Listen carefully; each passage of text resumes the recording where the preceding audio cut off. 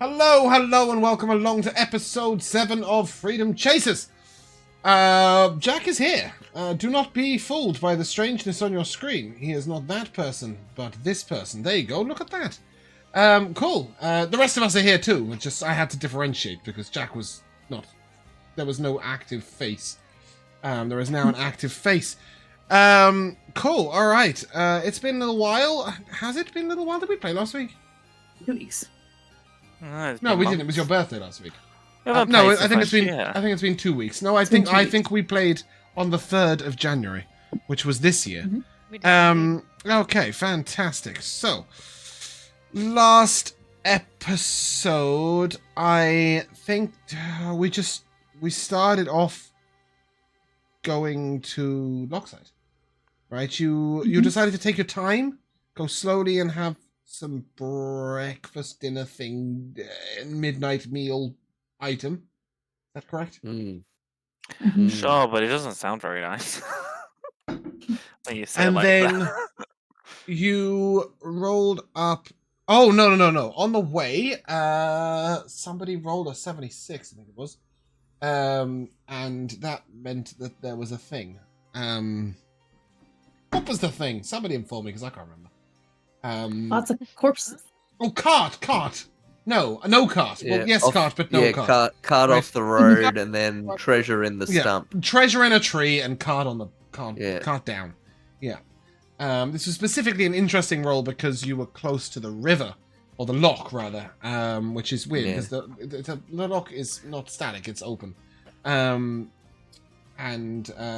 guys found some stuff. What did you take?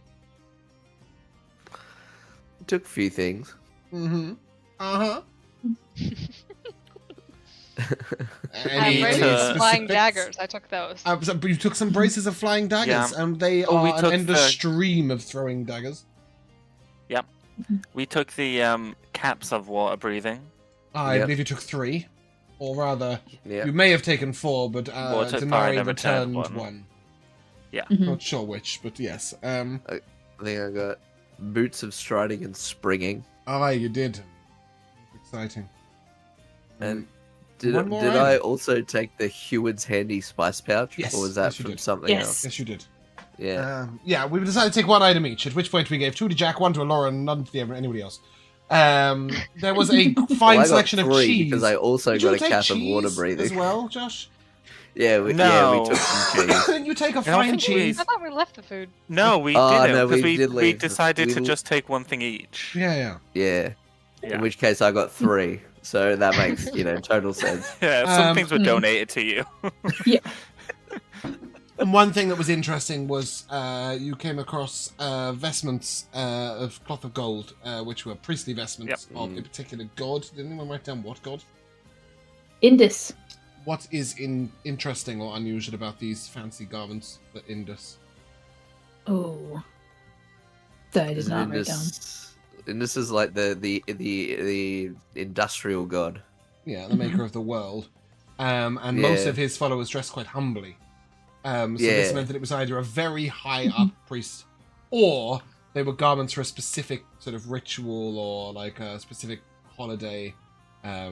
They had not been worn. No, they were brand new and they were obviously on their way to someone. Anyway, you walked away with a few little trinkets and headed to Lockside. Who were you greeted by? A child. Pretty much. A child with what? A crossbow. Yes, a child with a crossbow. And an attitude problem. And an attitude problem. Yeah. And he offered you a barn. And you could tell that you were kind of being watched. It all felt a bit on edge. Kinda? Oh, it was very obvious. Yeah. There was somebody who disappeared who had a shock of white blonde hair, who was keeping an eye on you. You guys had a little breakfast in the barn. And noticed somebody watching from the chimney that you smoked out. So they then watched from the window shutters instead. And then somebody knocked on the door. Yep. Oh, Laura, what happened? We left. No, I meant... I meant what happened with the person at the door. What do they do? Wait, did you already talk about the white-haired? Yeah. I thought we already They talked about the white-haired.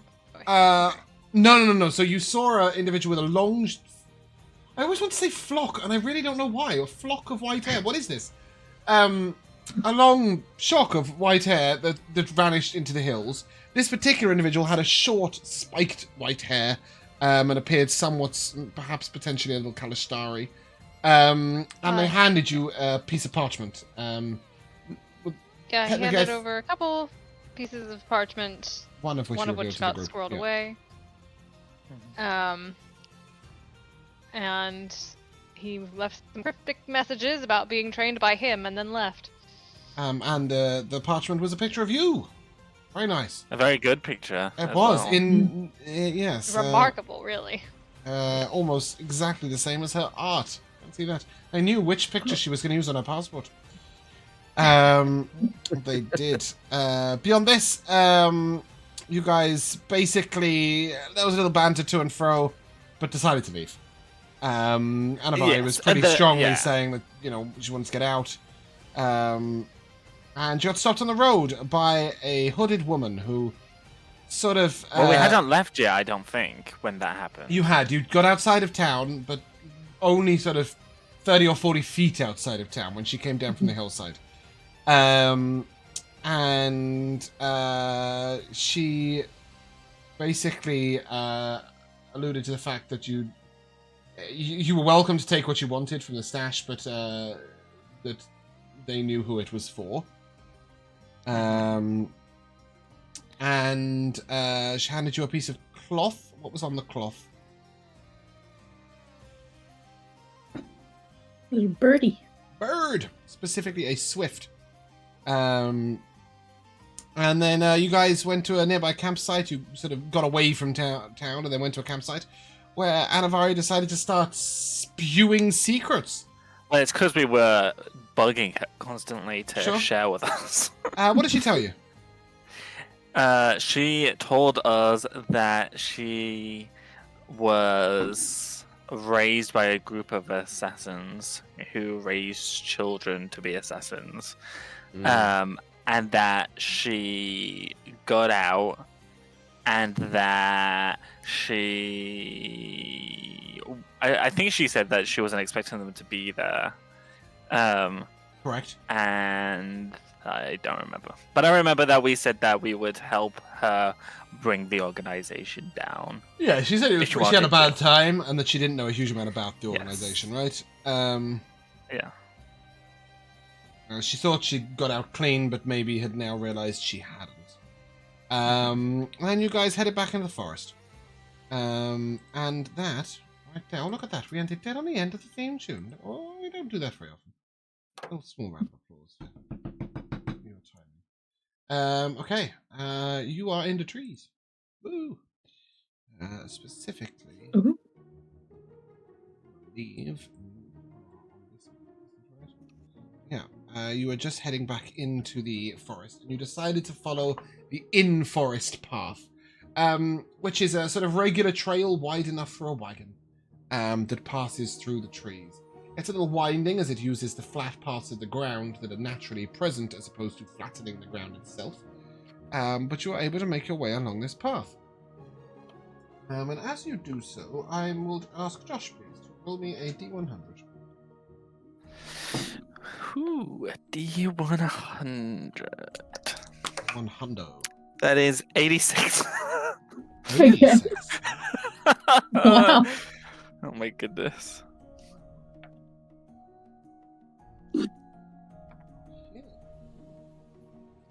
Interesting. Okay. Wow, that is entirely unprepped. Is it a level up? Is it? Fuck. Calm down, Kill. No! I want my meta magic. Understandable. Something. I do not have the wherewithal to present that right now. Do you want me to roll again? I think this could be super interesting, but we're gonna have to do it theater of the mind. Okay. I don't have anything relevant to put you on the map for. At which point, I will ask you please to roll me a d10. Okay. That's a 9. Okay. You come across what appears to be a regular little sort of opening, a nook, if you will, in the ground, a little like a cave. But as you get a little closer, you see that area has been excavated inside. Quite deep area has been excavated inside. It looks like this cave might go quite far underground.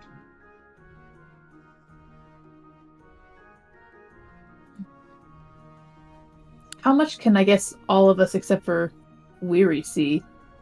Like at the foot of this opening, except dark vision. As you look in with dark vision, yeah, as you peer in, not only can you see quite far, but you might also note that it is not actually particularly dark in this cave. You see signs of man-made light coming from deep inside.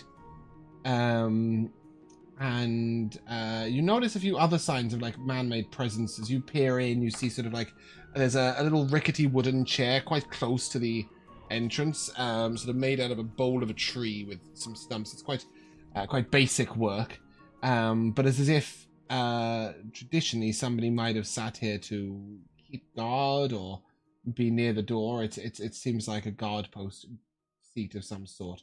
Next to this seat is a stash of candles, and a single iron lantern that lies on the ground sideways, sort of lying on the ground, as if discarded in a hurry.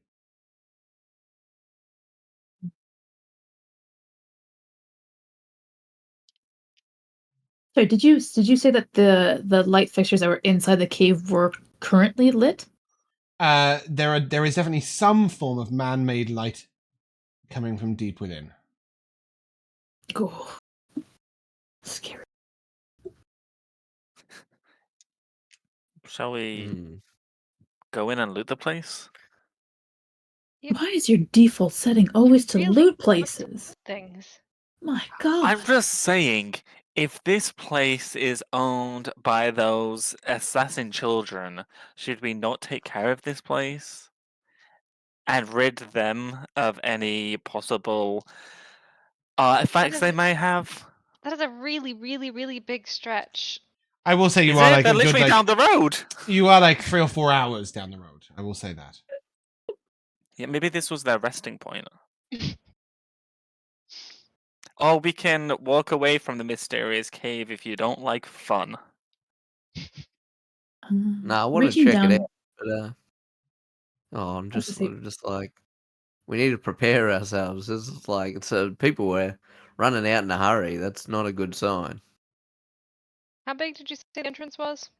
So the entrance itself is sort of only maybe 3 foot wide at most, and sort of 15 or 16 foot tall. It's a tall entrance, but it's like a gap almost in a hill. On closer inspection, give me an investigation check and tell me where the music went.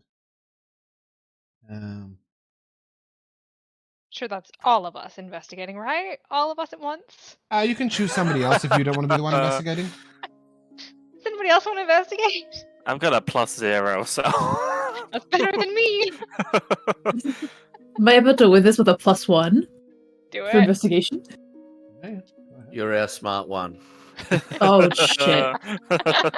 Famous last words. This Eh? was the problem. We had a problem with intelligence. We didn't pack any of that. Yeah. Right. Investigation is a 16. Okay. Yeah, Nice. with a 16. No. Oh fuck. Sorry, I was trying to do 2 things at once, and I've just broken the other thing. That's good, isn't it? Let me see It if that happens. works. Try that.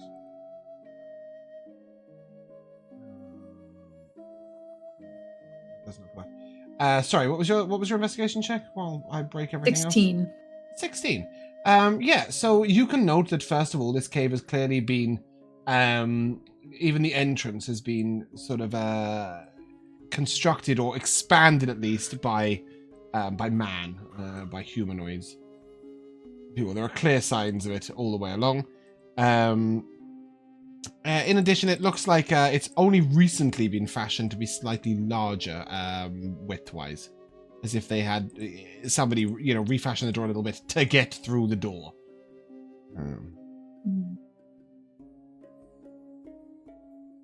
Going down to the iron lantern that you said was toppled over by the stool at the front of this entrance. Is it still, feel warm? Yeah, as you move closer and sort of put your hand on it.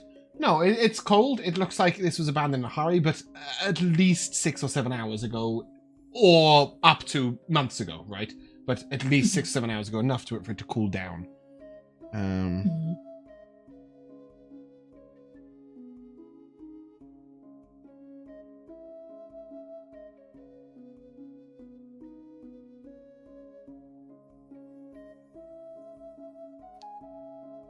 Well, it's up to you guys. We got one vote for going through. I'm a neutral party in this, so I'm not feeling too well. Still, after our last encounter. The shorter Are you little still lady. exhaustificated? Yeah. Yeah. It's got 3 levels of it. That's good. We got 3 levels.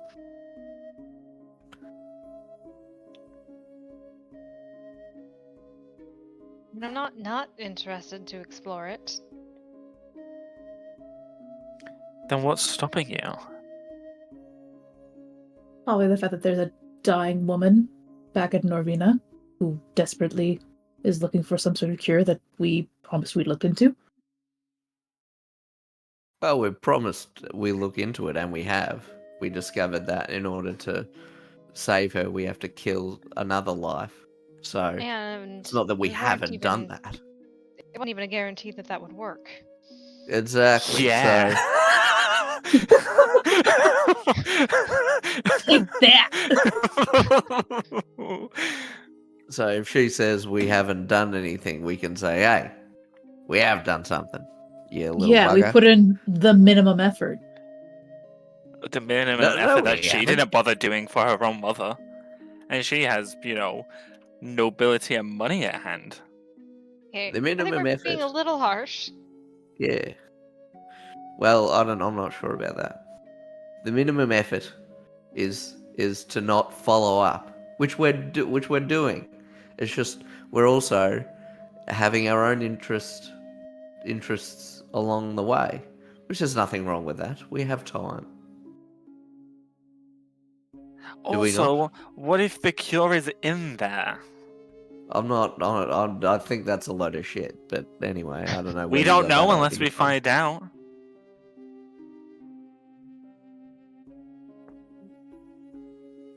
I mean, don't listen to that last piece of it. That's nothing. You're just saying that to get your own way. Exhausting. Don't lie. It's not my way, it's our way. Well, it could be. It's the way that's most beneficial to us. I don't want to just not go in just to simply spite your what ifs. Then let's go in.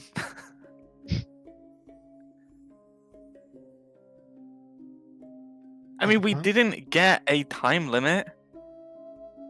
Yeah, And we I'm did. sure We got 1 week. And how long has it been weary? I mean, Yeah, it's no. I agree with you. We've got time. That's what I agree with. We've got a little bit of time. We're gonna go to the apothecary person, and so we've just stumbled upon this cave. We've got time. That's like I thought the issue was, are we afraid to go in the cave? Not, are we postponing? oh, is that it, Dinari? You're I'm not scared? sure. I'm not sure what the Don't issue is anymore. paint me as some sort of yellow-bellied coward. Look at you. Prove me wrong. You are infuriating. Okay. Is there anything in this cave that could help us potentially when we go to trade and do business with this woman in the apothecary? Actually, I don't know if it's a woman. I take that back. You do know the apothecary is a woman. Never mind, I put it back in. 100%. Not only do you know she's a woman, you know she's a woman called Garetha, but most people call her Whistle. Yes. Oh, okay. Yep. I remember that now. Thank you. Ah, the title. It all makes sense. Yeah. Whether or not there's anything in here that would be helpful to her, I mean, if we have to buy the information and there's money in there, then I would say yes. Just trying to make I'll any say the excuse other that we thing. could find loot or XP. And either one of those is acceptable to me, so let's go! It's not, you know what? It's not even that. I just want to go in just for the sake of going in. Yeah, I get that. My only hesitation as I tie up the reins of Atreides so that there won't be a trip hazard if anything should happen. I give a pat on the shoulder and turn toward the cave. Atreides and... Other Whisper. horse. Whisper. Yes, Whisper. Atreides and Whisper will be absolutely fine, pinned on out here. No problem at all. Let me just do one little thing, and then I should be able to take you on a journey, a magical journey. I actually don't tie up Whisper. What do you do? Yeah, I don't Murder tie it? Atreides either. I just tie the yeah, reins sure. up. So No, there's I no ha- hazard. I have a whistle to call him, so I just let him roam free. Sure, No, just he which probably one is won't go back? too far. That is true. That is true. Well, It's yeah, not- yeah, and also if you know orcs and It goblins doesn't call him start from, like, rolling the by, I ethereal don't want him to plane or- be no. But like if we're attacked, I'd rather him be able to hide than be tempted to horse meat or glue. Yeah, that's fair. Let me just finish lighting up the joint, and then I will be ready. I resent that little comment you made. I know some orcs and goblins, and they're not all that bad. Not all of them, at least. Aren't they? I don't mind if that's true in your little head cannon, but in my world, they are pretty I would fucking say 99.9% dick. of them are bad. 99.99% are bad. Well, I'm not saying not. But that tiny 0.01%. That's fine. I mean, 99 people in a room cannot believe in you. But you just need that one. Exactly. You are that one. Okay. Look, the seas are a harsh beast. Right. Boom. Over here, please. Oh no, hold on. I need to be on the right map, otherwise you won't see the ping. Over here, please. Alright. L to Ken. Oh, look at these little fuckers. I'm gonna leave Yes, Tim out. Tim doesn't fare well in caves. Oh wait, it's a big cave. It's very big. Never cave. mind. So it was 15, 16 foot at the entrance, and as soon as you get in, it sort of gets really quite vast up above. You'll see a series of worked walls, as if made by humanoids, that look like they have crumbled beyond any form of disrepair. Anybody got mason's tools as a tool? No, but I can play the lyre. That's very useful in this situation. Dinari, I'm underneath you. And I can move you and me. Oh, There we go. There we go. Okay. Yeah, in that case, I'll take a history check from Dinari and... Dinari. Cool. That's 4. Okay. Wolves are old. At least a year. They are. At least a year. It looks like more than a year. It looks like what have happened. Well, you're not sure whether these have crumbled naturally or if they have been sort of like pulled at by creatures or anything else. You do see these sort of like little mushroom groves that have been placed with a candle inside it. In each one of these mushroom groves, I don't know if you can you see like maybe that one or that one? Yeah. Yeah. Yeah, there's a single candle placed inside it that seems to just be burning on its own. The light doesn't flicker at all, even though you can feel a slight breeze going past you. There's also a slightly unusual smell, a bit like lit incense. They're very weird. Like, was there a town in here? It's a bit small for that. But Well, sure, but there's like walls and more of it. stairs. you do see small areas of stairs that look like they would have gone up to a ledge above. As you look around, give me a perception check or an investigation check if you want to actually go and, like, have a look where the stairs would go and poke about a bit. I'll go perception. Okay. That's at 15. Yeah, these staircases wouldn't have gone anywhere. They simply would have gone onto a second level in here. This looks like a sort of storage cabin that's fallen into disrepair long ago. But you do see an entrance at the other end, sort of further down into the cave that sort of turns round on itself and begins to head further down. But there are still a few shelves in these little worked areas. A few areas. Yeah, I'll start looking about, see if Okay. there's anything left. Yeah, there's a few things. For my loot-hungry goblin. Not goblins, just goblin. So, just give me a second. I need to open a tab and change a track. Oh no, the track's fine. It's just, it actually did repeat itself. I just wasn't expecting it to. Josh, roll me a D100, please. That is 54. Okay. You find, amongst all of the stuff, you find two sort of quite tightly, like a large cork almost on the barrel. Corked, sort of big, barrels. Mhm. Like, they're very well stored. You also find a wooden crate that is beginning to rot away at one side. That when you try and move it or shift it is incredibly heavy, though you know the bit to open it is against the wall. And you find two large copper statues. Each one is just the head of a cat. Its eyes are painted dark green. But they're big. They're like really big. I mean, they're like sort of, like 2 or 3 foot in diameter. I'll see if I can take the lid off the crate. Yeah, okay. Go ahead and give me an athletics check. Okay. Need a hand with that?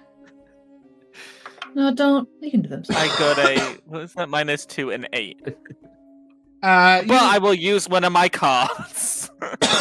you struggle for a while, and then just as you pop it off, to live is to suffer. That's all. I'm back to all the 10. I'm reading. Yeah. It was only a DC 8, ironically. You do manage to sort of pop this off, and there's a strange dark smell, very a bit like sort of natural essences or essential oils. Dinari, give me a medicine check with advantage, please. The smells that are whiffed through. It's familiar to you immediately, this smell. Mhm. That's a natural 20 for a 22. Beautiful. Nice. You have 30 liters of embalming oil. Jesus. 2 Embalming. 15-liter casks of embalming oil. And Dinari, you will know immediately that this is used in the process of sort of putting the dead to rest if they're going to be buried. Yeah, it's a very sort of medicinal smell. As you pull that crate away from the wall, you will find that it is entirely full of embalming tools. Almost everything in here, though, is just a long metal pin or peg that look like they're for fastening coffins closed. So a series of embalming tools and then just loads and loads of pegs for holding coffins closed. And 2 large copper cat heads. You could never account for the dice.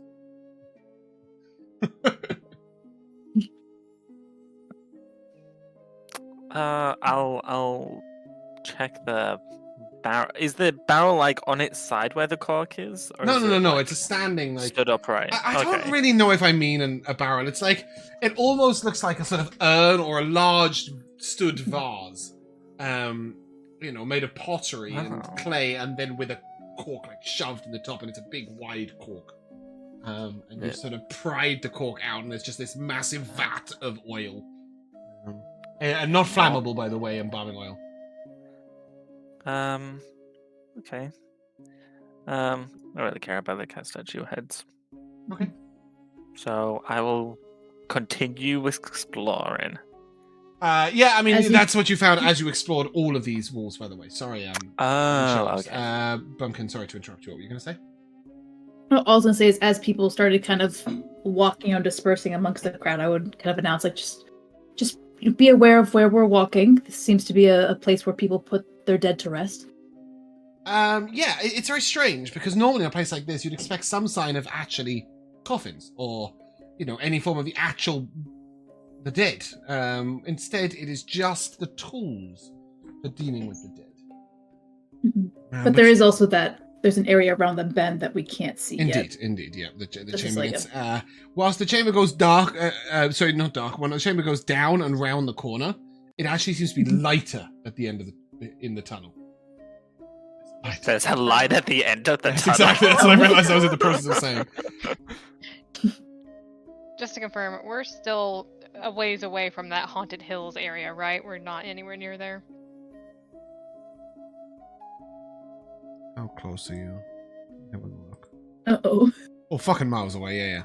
Absolutely fucking miles Yeah. away. Okay. Okay. Okay. Oh no, I've lost where we were. Likely not related. No, unlikely, considering it came off a card. Yeah. As you, Dinari, head to just there, as you look far to the left, you see a bit of rumble. Wow. And rubble. As if another chamber was there but has been caved in. The cave-in is complete. It's floor to ceiling, big boulders. Would take days to clear.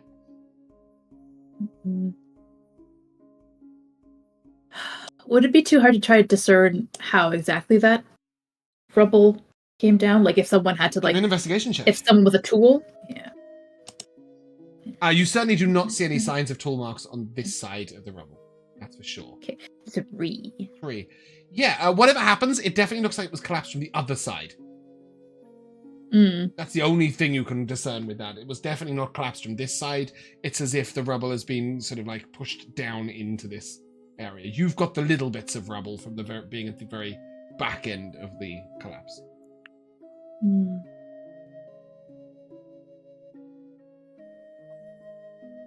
Does the light that's coming from deeper in the tunnel around the bed, does it look like at least the same kind of light that's illuminating this room? No, definitely not. It appears pale pink in colour, and doesn't feel natural at all. It's definitely an unnatural light.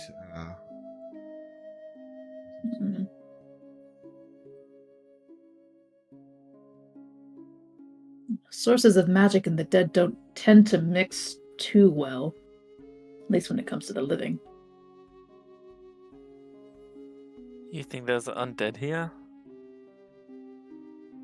There's a potential for it, I guess. Are you scared of undead? I put all my weight into leaning on one hip, and if I had glasses, I would bring them down. Do I look scared to you? Yeah, you look like a major wuss. Look at you. Yes, look at me. Who in their right mind is not afraid of the undead?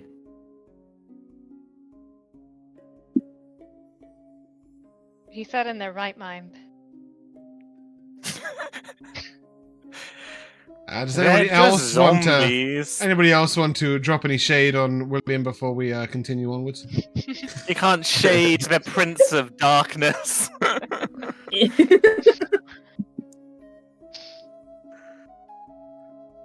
I pull out the Glimmermoon short sword. Sort of counter the unnatural light with some magical light. I'm not going to give you that effect right now, but I will give you it if you guys go on to the next map. Okay. That the I plan? lead the way to the next map. Love that. Let's go. As you head on down and round this path, it sort of winds downwards and downwards again, and then opens you up into what I can only describe as a big, unnatural lake that glows a slight pale blue. And as you sort of arrive at the very edge, I will get you to put your tokens right at the top left, please. Goodness. And Ooh, you big notice map. that Oof. lit with pale pink crystals is a large lake, and at the center of which is an island. On that island, a beautiful, ornate gazebo has been built, wreathed in flowers that look at once both beautiful and deadly. Ooh. Sort of, they look like sort of poison ivy and beautiful, elaborate. Wow. And would you sorry, look at that? one more thing before I let you look at that. You hear the faint sounds of a music box coming from inside the gazebo. That's not creepy. Well, it should play in a second when it gets around to it. It is. Yeah, it's going. Struggling. Oh, you guys It's can hear definitely it. creepy. Mm-hmm. Okay, we can't hear it yet, but we'll get there, and we'll get there soon. Stream, I promise. There we go. Beautiful. Sat at the edge of the shore is a fairly sturdy-looking boat, big enough for 2 people.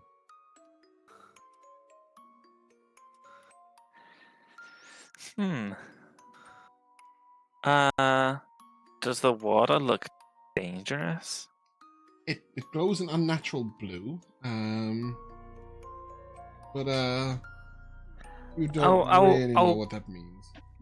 I'll crouch down by the edge and just cautiously put my the tip of my finger in. It is very, very cold, and you can't see your fingers as they go inside it, but it doesn't. Here, I'm sorry. I'm just going to be back in like 2 seconds.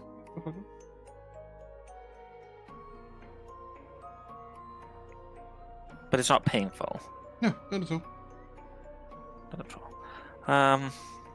Is it too cold to swim in? It would be difficult. It would be difficult. Okay. Yeah, you would certainly need a way of recovering at the other end very quickly. You get the impression if this was normal water, there would be ice in it. And yes, I agree, Elora. It's an interesting first thought. Carry on with that question. Your first thought coming in here with all of this is to stick your hand in it? My first thought coming in here is how we're all going to get to the other side. If the boat can only carry 2 people, luckily the rest of us have caps of water breathing and we could just swim. I was curious to see if that would be a possibility. You have a death wish, don't you? Well, if you prefer, we can do what you were doing, which is nothing. Taking in the lay of the land? And how's that Then going just for you? walk in and walk up and stick my hand in it. And how is the land? Eerie. Great. Well, it took me 5 seconds to know that. It's been 5 seconds. You stuck your hand in it. Okay, fine. It took me a millisecond.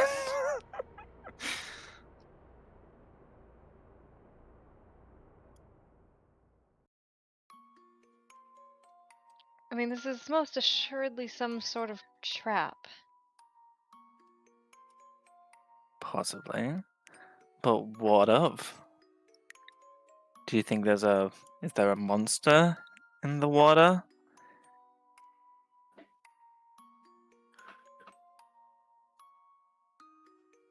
Maybe not a monster, but maybe some sort of fairy-like.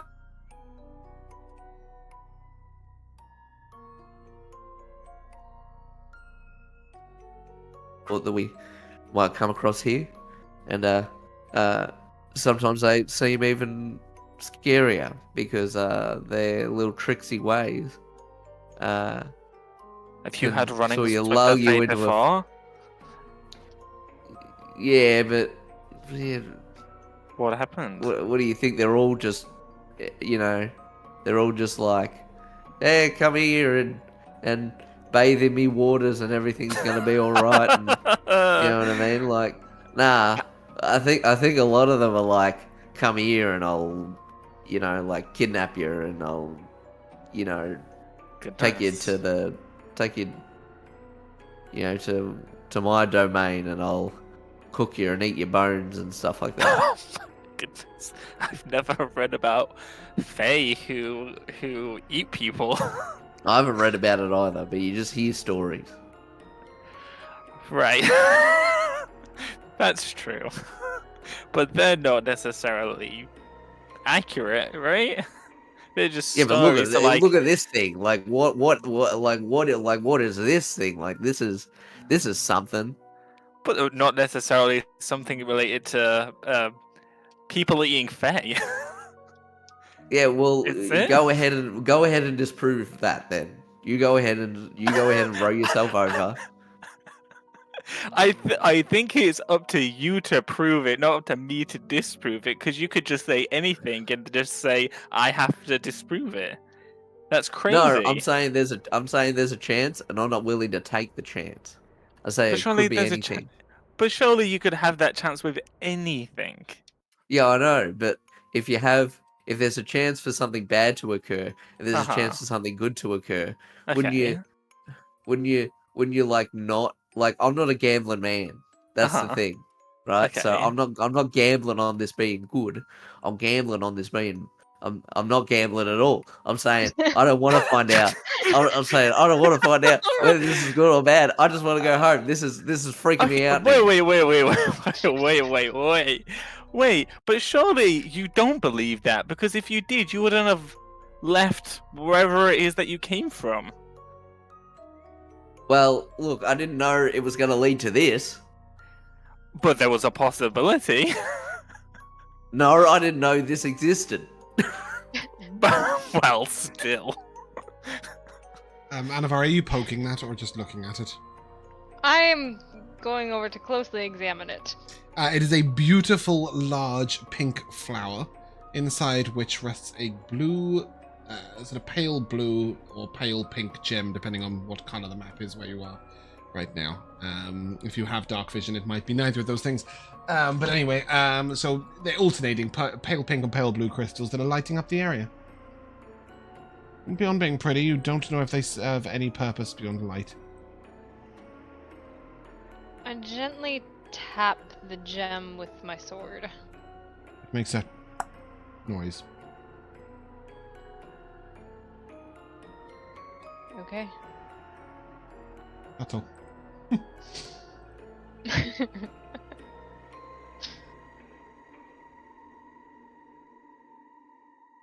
Well, Weary wants to stay here. William, you seem to want to swim, given that you stuck your hand in immediately.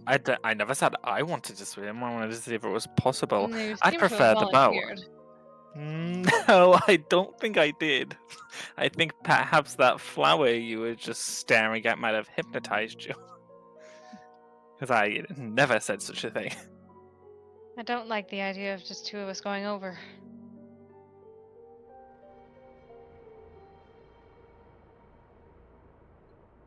I'm a good aim. It's not a big lake. Maybe not. You can probably, well, it's not exactly a lake, because you can see a river leading out from the bottom right in the far distance. But you could definitely, go across and come back.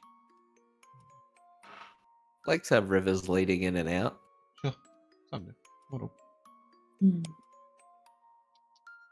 Some, not all. Mhm. There is also space to edge around the shore to the southwest. Oh, it'll take ages though. And you won't get to the middle, that's for sure. We could just drop one person off at a time. That is a possibility. Who wants to be over there alone? You? It's Sure. gonna be like Oh my wolf and a gosh, sheep on the raft. guys. We are like Fine. capable people. We don't need to be so scared of Fine. nothing. Fine. So, Alright. somebody's going to row William across and leave him on the island on his own? Yeah, I'll do that. No. Why not? No, I don't want to leave William over there first alone. I'll do it. You'll go first. Okay. I'll row you over. Okay. As the two of you get in the boat, you look for the oars and can't see them, and then the boat begins to drift very gently towards the island on its own. There goes our brave paladin. Yep. It gets to the island. Just you alighting, Elora? I suppose. Okay. Weary, as you go to return back to the shore to pick up the next person, you turn back and watch as Anivari dies. I couldn't resist. What? I back up to the Anivari, you were able to alight quite easily on this island. You do see the little magic box, the music box, sorry, sat upon a pedestal at the center of the gazebo. Set around it are 4 chairs, which look like they're laid out for a little sort of afternoon tea. A very old but very ornate white and pink teapot sits to the side. There doesn't appear to be any steam coming from it, so don't worry, nobody's left a boiling kettle for you. All around the shore are some beautiful pink and purple flowers, or plants rather, with beautiful large white flowers. The entire gazebo is wreathed in ivy that you will identify to be poison ivy, and you know you cannot touch. Oh no, James has died. What? Whoa. Very James, you just made your leg out. Oh, sorry. Anything you didn't hear? Yeah, Yeah. a lot. Shall I start The again? whole damn thing. There were Okay. pink flowers. Yeah, no, pink plants with nice large white flowers. And then the gazebo itself is wreathed in an ivy that you know to be poison ivy. Also has some deep red and some pink, quite pretty plants, sort of wreathed all around it. You got the teapot on the pedestal and the 4 seats and everything, right? Mm-hmm. Okay, cool. Weary, who are you picking up next? Alright, William. Sure. Alright, let's Climb go. on in. Okay. I know a sea shanty to calm our nerves. Again, Please, go ahead. the boat moves very gently to the island. Alright. Goes. Row, row, row your boat gently down the stream. If you see a crocodile, don't forget to scream. Yeah. As an you old one. finish, you hear the faint sound of a scream. You're not sure if it was your imagination or if there was an actual sound. It's just somewhere in the distance, just a little ah. And it did sound just like that. It wasn't like a real scream. It sounded like very put on. As we hear that, I look around and I look back to Weary. Oh, it would be great to have money. We'll wait to see a pile of gold somewhere. No, damn it. Where are you? Obviously, Todd. No, wow, who the fuck is Todd? Tim can fly across on his own, and then the two of you can make your way over. Once you are all 4 around the gazebo, the boat just sort of pulls in at this nice little spot here. Wait.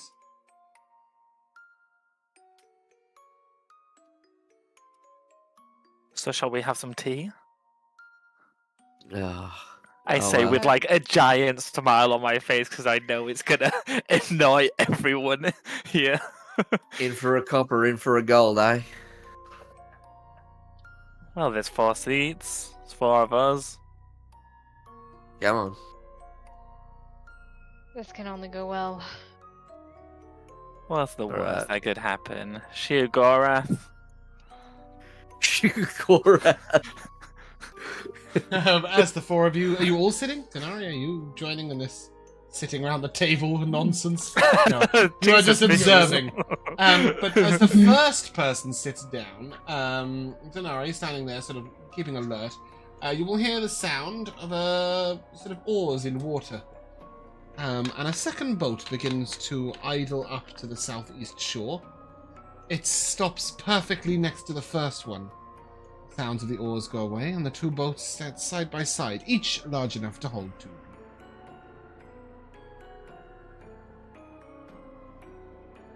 Hello? Oh, The only sound is the music box continually ringing. On closer inspection on this pedestal, as you look for the crank on this music box or a way to stop it, you cannot find one. It appears purely magical in nature. There's no lid or anything. It's just, there is a lid, but it's open. And you just see like a tiny, it's like a reel, and there's a single flower on it, and it just keeps going round, but there is no mechanism keeping it going. A single flower Can I pick up revolving the on a plinth. teapot? Yeah, you can. You hear the slight sound of liquid in it, but it feels about 3/4 empty. Perhaps a real glass half empty moment, wasn't it? Does the pot give off like any smell? Is there any like As you move I it don't know. about, there is a faint smell of some sort of tea herb, but you're not really sure what. It's obviously cold at this point. Now you have some empty vials, right? still a few, yeah. May I? Yeah, I'll slip you one. I'll Oops. just As see you if pour I'm it, able to pour out. you pour it out, and it's like a deep red liquid, a little like mulled wine. It looks. You do see the faint sign of some herbs in it. Yeah. Dark red Is there with any sort of speckles smell of to it? green. Yeah, you can smell cloves. maybe we'll see our future after we drink it.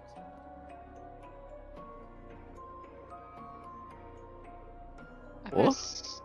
a You know, like stopper in the seeing, one. you know, tea leaves, reading tea leaves. What do you mean, what do you... Huh? I read that there's some diviners who will use tea leaves to divine the future. You get the person to drink the tea, and then once they have the remnants of the leaves in the cup, can depict certain images, and they can determine certain things. That sounds like Divination's proper a shit. fickle school. Ah. That's interesting. Never heard of that before.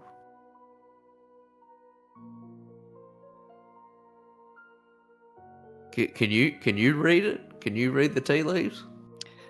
Probably just as well as you could. Not without a Oh, cup. okay. I thought there were 4 cups. 4 chairs, 1 pot of tea, 1 music Oh. box. No cups. Damn.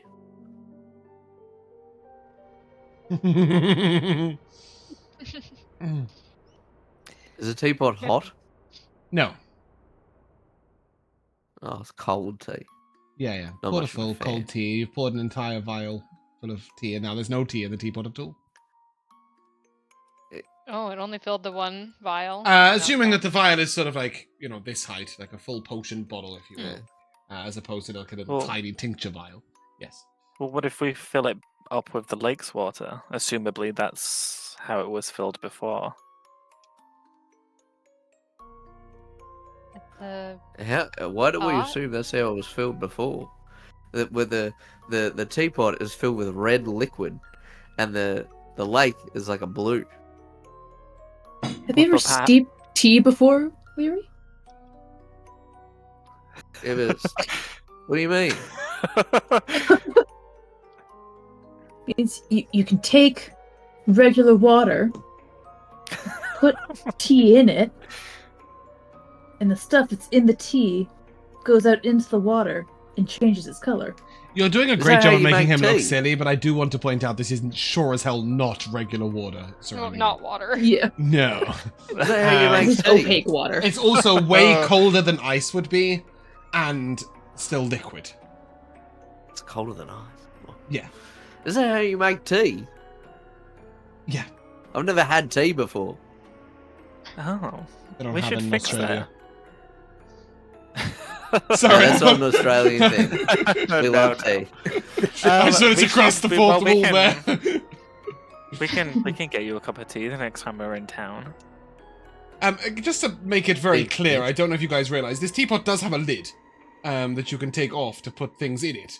None of you seem to want to do that, so you just pour it out into a vial. I just suggested putting the lake water in. Yes, but I do want to make it clear that it does have a lid. All right. Let's. All right. I've got my water skin. How do we do this? I pour it in. You take the You lid off first. Yeah. Okay. Yeah. Take the lid off. Okay. Okay, Lid's I'll off. take the lid off. When you take the lid off, Anivari, you will note that there are no tea leaves in here. No tea leaves, no tea bag. That's not a thing. Damn. No convenient little string dangling it down in there. Nothing. Did the plants around us look like Almost they no could remnants resemble? of anything. No, there is definitely no cloves plants and nothing that is deep red. The flowers on the gazebo, Oh yeah, the ivy. are deep. Not on. Yeah, like sort of coming off the ivy are a deep red. But flowers aren't normally what you'd steep tea in. Like they wouldn't normally be used for tea. Maybe some petals, but you wouldn't expect them to be able to produce such a deep blood red liquid. And this thing is poisonous as well. Yes, you do. You have identified that. Yeah. But we'll just have water out of the teapot. We'll see if that works. I pour the water in regardless. It sizzles that's like one you have just step. poured like sort of scalding acid onto a surface, Oh, completely dissipating as soon as it touches the teapot. ooh. Into steam. Oh, okay. I'll stop that. Maybe this is why they used the water from the lake, because it's so cold, it counteracts. Yeah, maybe. That's Again, a you're good magic idea. assuming teapot. that they used the lake Well, water. what else am I meant to do here? Know You the want to answer? Try it. Go ahead, and I'll hand out the teapot. I will snatch the teapot and I will go and scoop up some water from the lake. Same thing. As soon as the water touches the teapot, it sizzles like you've poured scalding acid in. Dissipates quickly. Oh, So feisty today, William. I just don't know what all the hubbub is about. What does the inside of the teapot look like? Clean. Incredibly fastidiously clean. As if somebody has just washed it right there in Yeah. front of you, despite the fact that you've only Yeah. just poured out blood red liquid and cloves. Now. What about if we stick our finger in and touch it? I hold the Touch the teapot out for inside. you. I'll do it. Weary I'll be the learning one from to the do it. class of My- William. It is ice cold to the touch. Oh, it's cold. The teapot is cold. As if you just poured Oh. freezing cold water in it. Despite the fact that the water Oh, is not present. it's really inside it. cold. Maybe it was blood that was inside.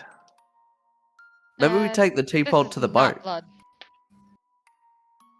What not makes blood? you so sure, Anivari? Consistency. As you swill it around, and William says maybe it's blood. The more you look at it, This is really On watered second down. It might be blood. blood and cloves. Well, I don't have much to give. I was sucked dry not too recent. Oh, goodness. Is this what we do? We walk into caves with weird, crazy things and think, oh, we should bleed into a teapot. Listen, Look mean, at me, that- you're the one that- sitting under a gazebo. Does that really seem so far fetched? Yes. Look where we are. Why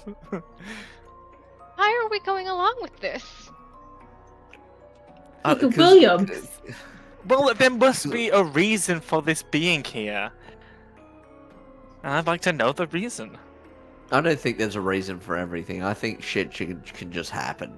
But This, and I will gesture towards the giant gazebo, cannot just happen. yeah, it totally can. The shit that I've seen on the seas can definitely just happen. But what I'm trying to say is I'm kind of look. It's past the point of no return. I'm too invested now. William, bloody I don't know how you get blood out of people without really getting too much or too little.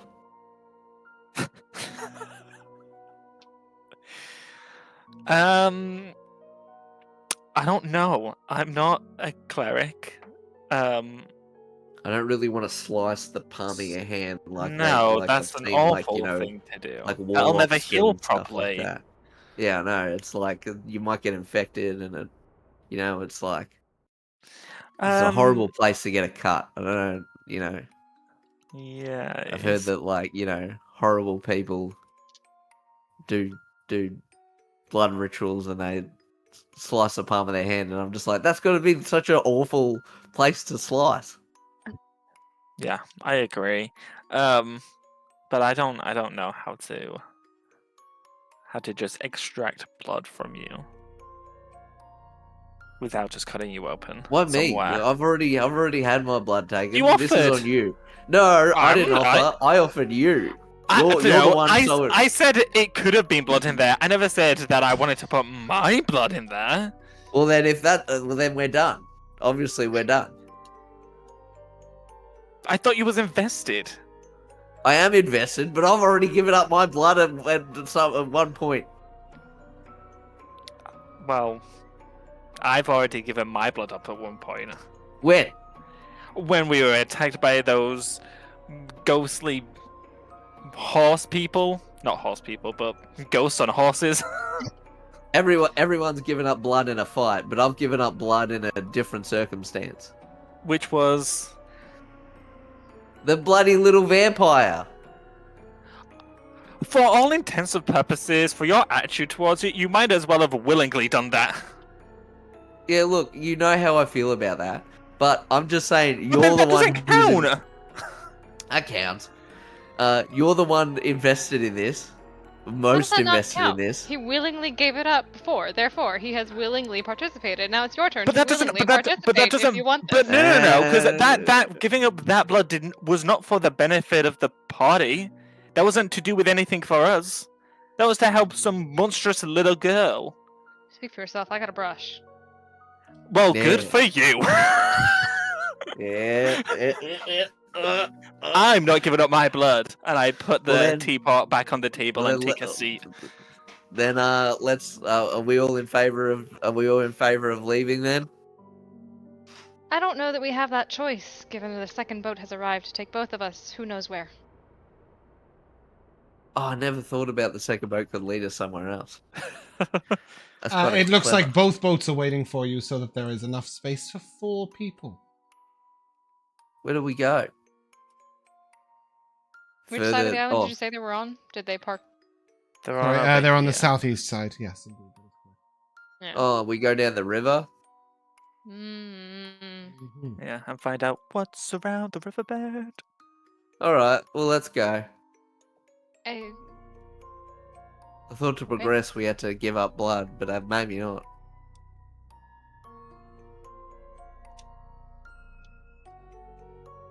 You just jumping on the boat? Yes? Hello? I do still have I- this vial here. I don't know if anybody wants to do anything with it, but it does still exist. I'll give it to William as a participation trophy.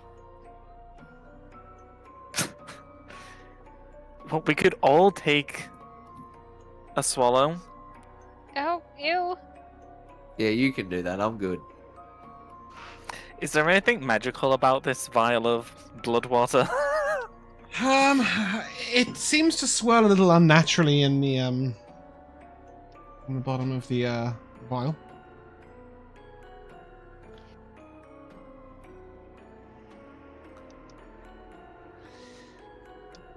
I'll just cork it and pocket it.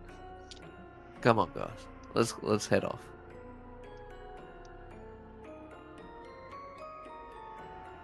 Okay. So 2 of you getting on each boat? Yeah. Please choose your partner. I'll go with William. Yay. As the 4 of you step onto the boat, it starts to work its way down the Vial river. of tea blood.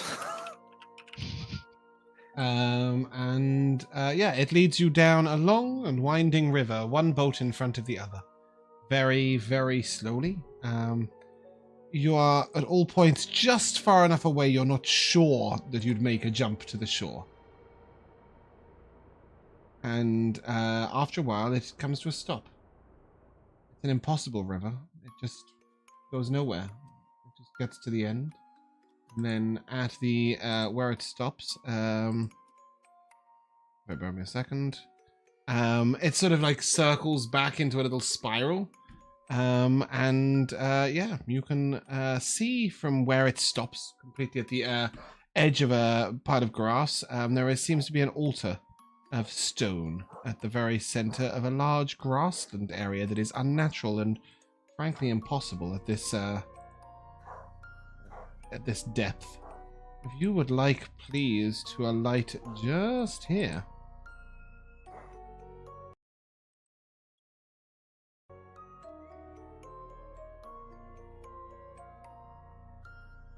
Somebody else take over the ping. I'm busy changing the music. We're all good. Oh, we're all here. We're all I like how the here. thing started and we were all sitting here. Okay. As you alight from the boat, they drift off down the river. You see a beautiful, sort of ornate ring of flowers.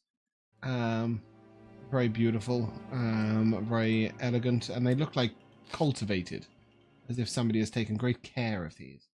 Large pink and red roses grow in and around the altar. At various places around the map, there are, again, those big pink flowers with blue or pink gems at the center of them. It looks like a beautiful grove. At the altar, you can see what looks to be an ornate rosewood box. 5 sort of delicate glass, fluted glasses, like champagne flutes. And what appears to be a sort of swaddle of silk or cloth. Give me a second, guys. I'm going to try and fix something.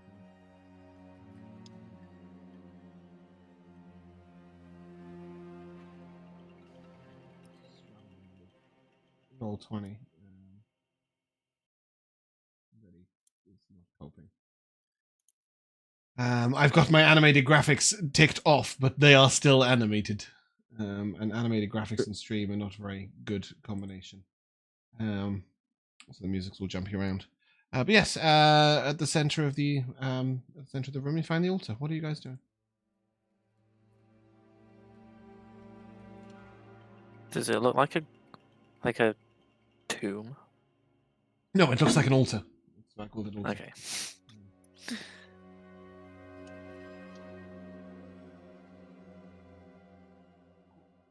I mean, we're here now. I guess we might as well go. Did somebody make a roll for a fae or fairy thing in the past? Yes. Yes, I did, Dinari. Yeah, not When today, we got to the when we got to the healing By any chance, fountain both thing. Dinari and Anivari, I think, probably from Tiefling Tales. Yes, If you'd like it to was. both give me a religion or history check, your choice. Picking on your intelligence again, Elora.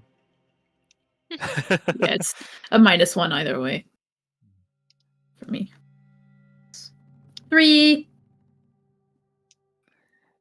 5. Oh, that's great. This is definitely Fae.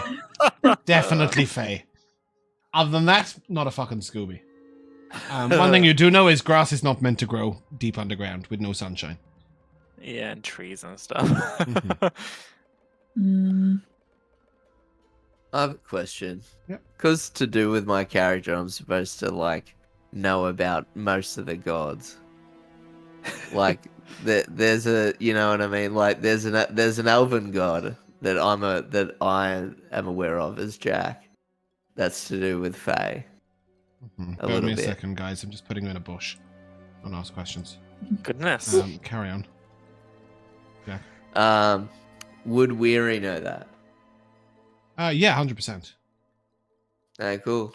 I would let everyone know that I assume this is to do with maybe the elven god Uravan. They've got something to do with Fae and where they live, but it's in forests. But this is like a forest underground, but it's like got grassland, and he's, well, I don't know. I'm just assuming. I think he's a he, but he's like a tricky guy. So Both Dinari and Anivari would know that whilst there is a section of the Fae that have a connection with the elven gods, there is also a large section that don't.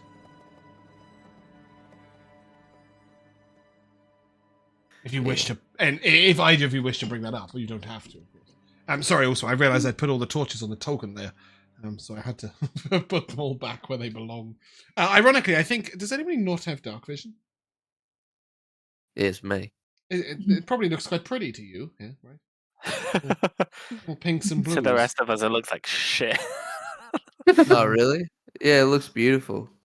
I mean, if there is light, then it would look light, right? Well, no, you do vaguely see like the hints of the light, yeah? The pinks I mean, and- dark I vision see would everything. only I don't know what get you're on effective if it's about. dark. Yeah, the map is, oh. Yeah, Oh. that's true, actually. I see like everything, the whole entire Sure? map. So I don't know. Yeah, Yeah. Still? Yep. yeah, Yeah, still. that's unusual. You do have dark vision. You have 1 foot of dark vision, but you're seeing through Tim. How's that? Okay. That's Well, either way, it's pretty. So this Yeah. this Some this blues. trickster god, what kind of, like, the fun kind of tricks, or I don't know. That's all I know. I don't know much about the elven gods. I'm more of a constellation kind of guy. I see. But I just know about it. So I'm just throwing that out there. Are you all standing stock still on the I'm not asking you to move your token right now, but are you standing all stock still on the edge of that water? I have walked a No. couple steps closer. Okay, I was Weary, gonna as say, I you was gonna actually move. I'll come back to you in a second, Bumpkin.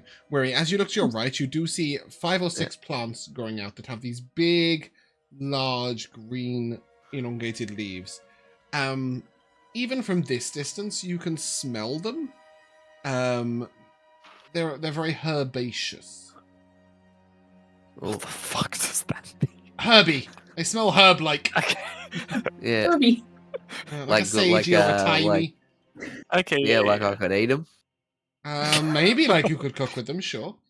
Maybe I could cook with them. You But would you know that what? as I'm well. definitely not.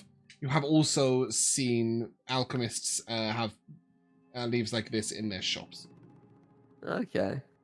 Yeah, well, I'm definitely not plucking some plants out of a Fey grove. So, You are willing to bleed someone into a teapot, but you won't pick a leaf? Love that. yeah, because that's us bleeding and not the thing that the Fey cares about. I like that logic. Yeah, why not? Have a That D4. makes sense. Yeah. Cute. Jack, trying to equalize his exhaustion and his inspiration at all times, now needs to get knocked down.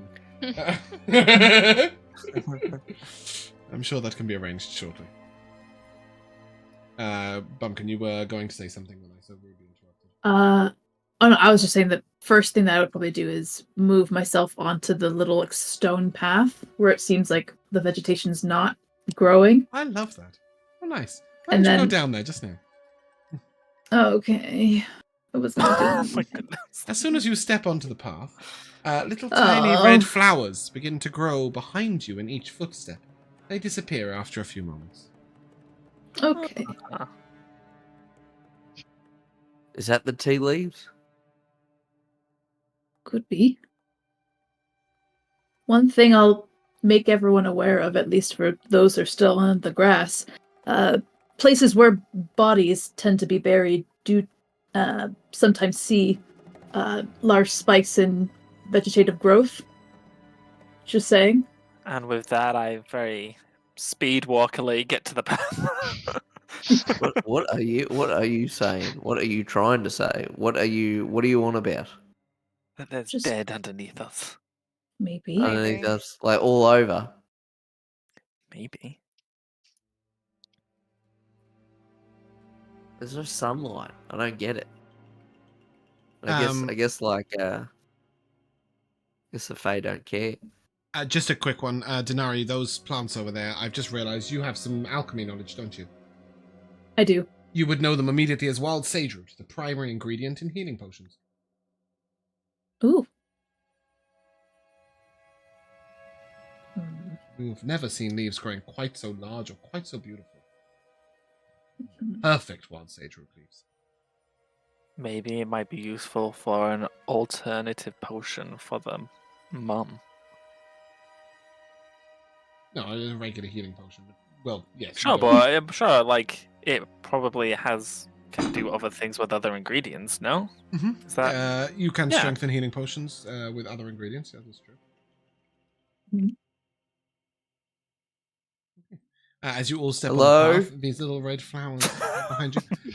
As you say that out loud, you hear hello, hello, hello, And there's that voice Hello? again. hello, hello, Hello? hello, hello, hello, hello. Because that's not creepy. Who's there? Who's there? Who's there? Oh, okay, it didn't It repeat. lets out a chuckle, little. It lets out a no. little cackling chuckle. Are Yep, you this asking is me? fine. Or are you asking me? I am asking you. Oh, how polite. Come a little closer. And you see like a little twitch, as if something's just poked its head out and back from behind the altar. What size was it? Was it like a kid? It was just a face, but the face was somewhat human-sized.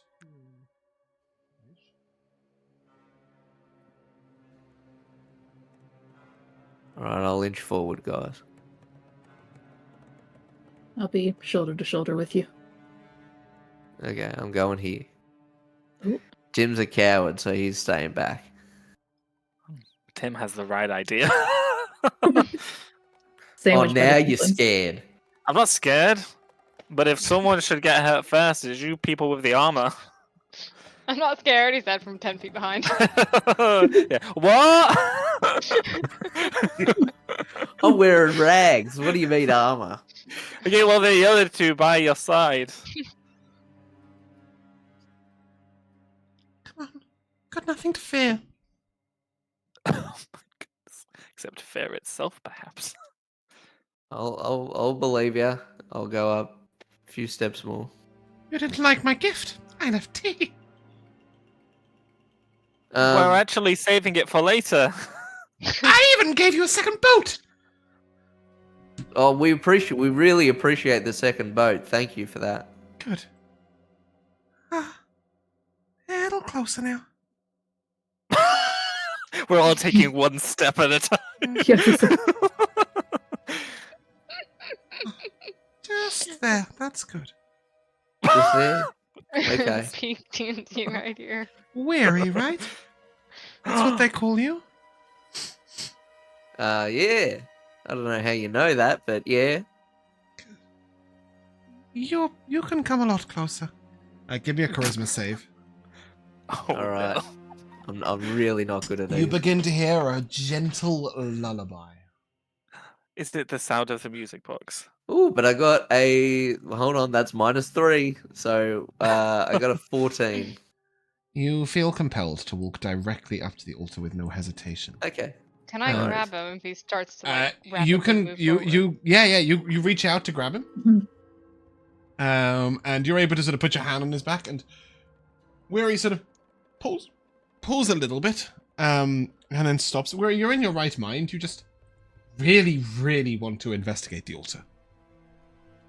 Oi, bugger off. I need to. I want to go up there. No. No. What do you mean no? Let go. This Oi, is... let go. What You are stop you doing? that! And with that, I am going to say, Anivari, how much hit points do you have? Oh shit. 20. Just power word kill. Anivari, you find yourself just sort of feeling very drowsy, very weary. That's ironic. And you feel lethargic, and your hand falls away as you fall asleep. Oh no. Weary, you may continue freely. All right. Dinari wants to get You involved. put me. You put me where? Yeah, you feel very like you just want to investigate the altar. And as you step up, yeah. you see a beautiful rosewood box. You see 5 fluted glasses full of pale pink liquid. And what appears to be a swathe of silk. Beautiful. There's like some cool things here, guys. And as she sees you, she will peek up. She is holding her hand up over her Oh face. no! She looks Hello. up at you and, oh, how kind of you. Will you join me for a drink? Your friends can come if Yeah. they promise to be nice. Nice people don't cast spells on others unprovoked. She was I stopping try him not to from, think of the times that I've done that. She was stopping him from participating.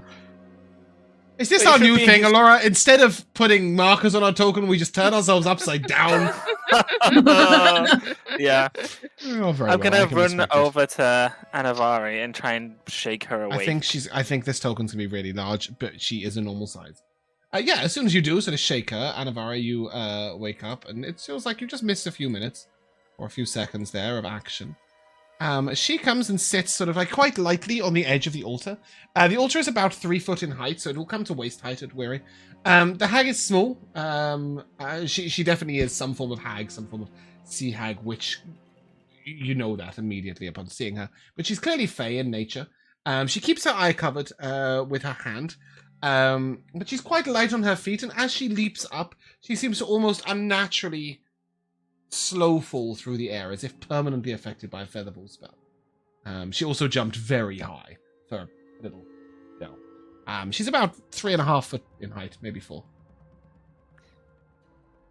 She sits on the edge. She takes the one glass in her hand, and she offers you a fluted champagne-like glass with pink liquid in it. Come on, Rary, we need to go. No, you are Yeah, compelled to good. do nothing at this point. You have investigated the altar. Okay. You've come forward. Her suggestion, Okay. if you will, is over. Okay, cool. I appreciate the offer, but we've got a lot to do.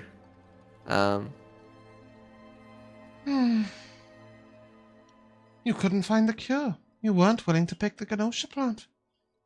Oh dear. I'm going to be No, in so what- much trouble. How do you know this? Yeah. This one... And she sort of leans over, Weary, and she just sort of strokes your shoulder very gently, as if like caressing you. There's not much in his mind, but the cure is on his mind. I'm going to put you here, which is where you... You know, it's rude to read people's minds without their consent. Oh, don't worry. How else would I know exactly how to greet you?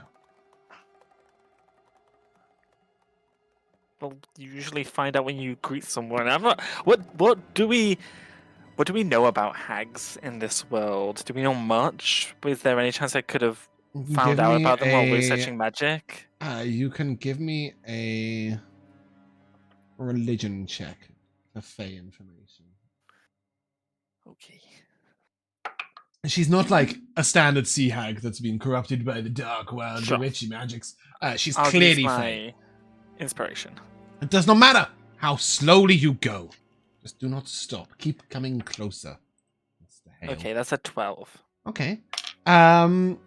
You know that the Fae don't tend to be irrationally violent. Yep. They're more tricksy than they are straight up murdery. Yep.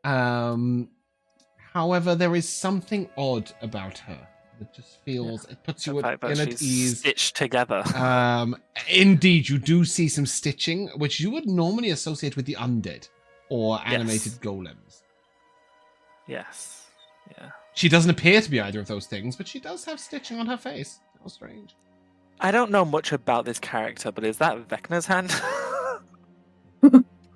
Okay. It is worth mentioning the eye on the back of the hand does move and follow you. It is not static. That's cool.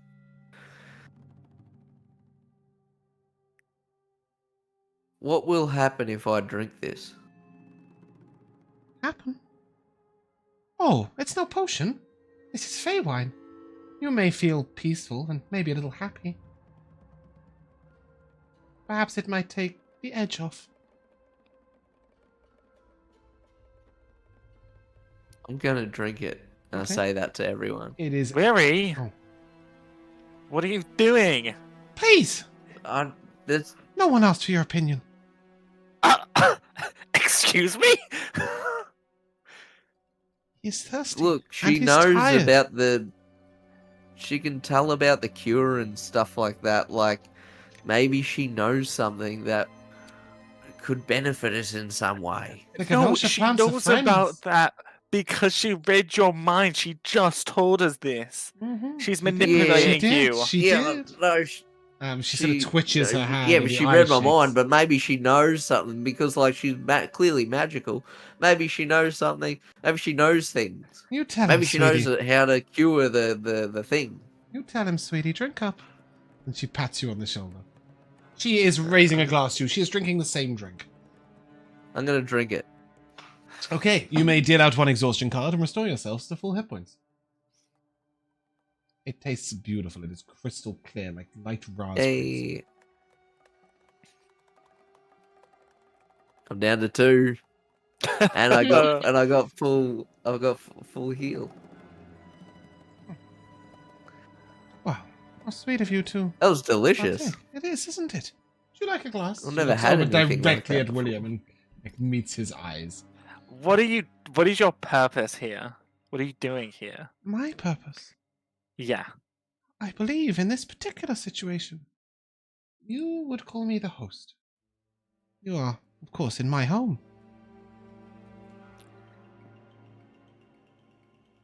I believe you came for loot, you called it?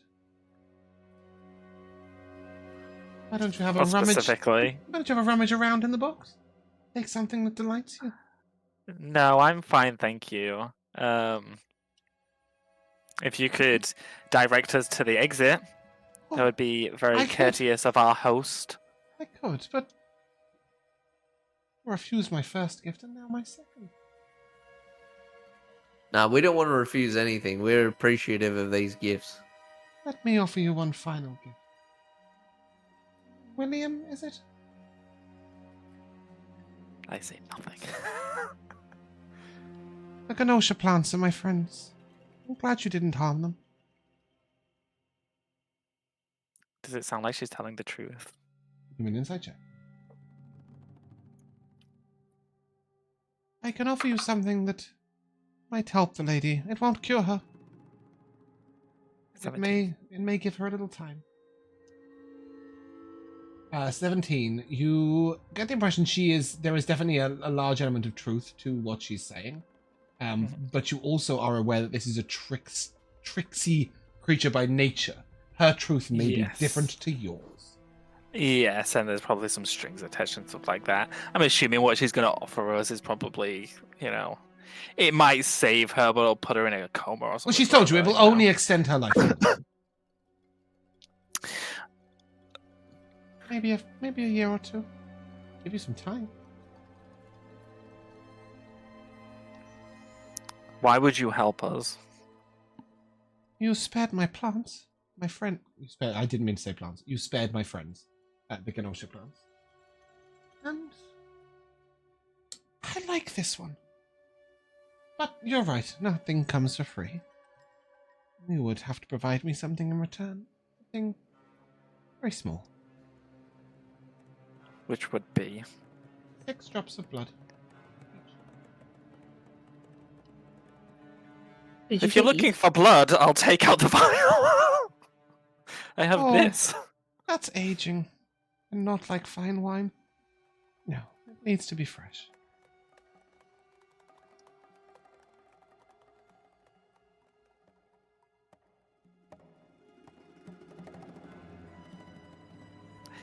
Do I know of, like, one of the big things William did growing up is like looking into different forms of magic. Would I have come across anything about blood magic or fey magic? You don't for that really matter? know anything about any form of blood magic. You've not really heard that phrase, Okay. William. You know the Fae have magic, but as far as you're aware, Yep. the weave is one weave. People access it in different ways, but they're all different sides of the same coin. Okay.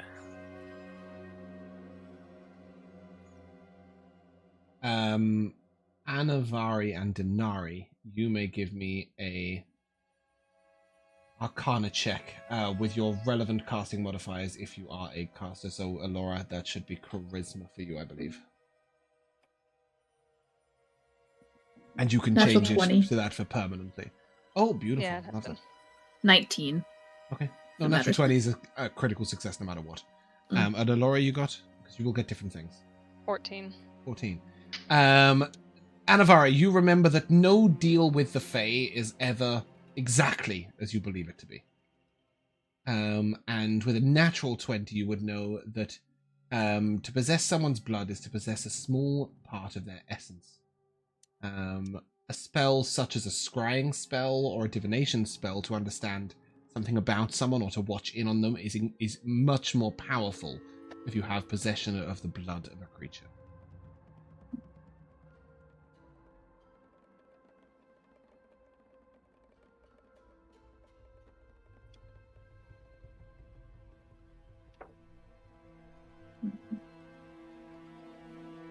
Well, it's Sorry, I what forgot, we set out to. Oh, yeah? I was saying, were you?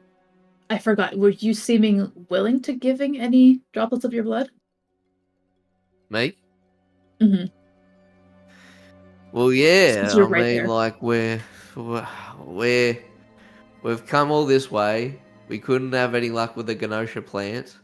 We couldn't have any luck going to Lockside. Now we've got this as a somewhat temporary solution.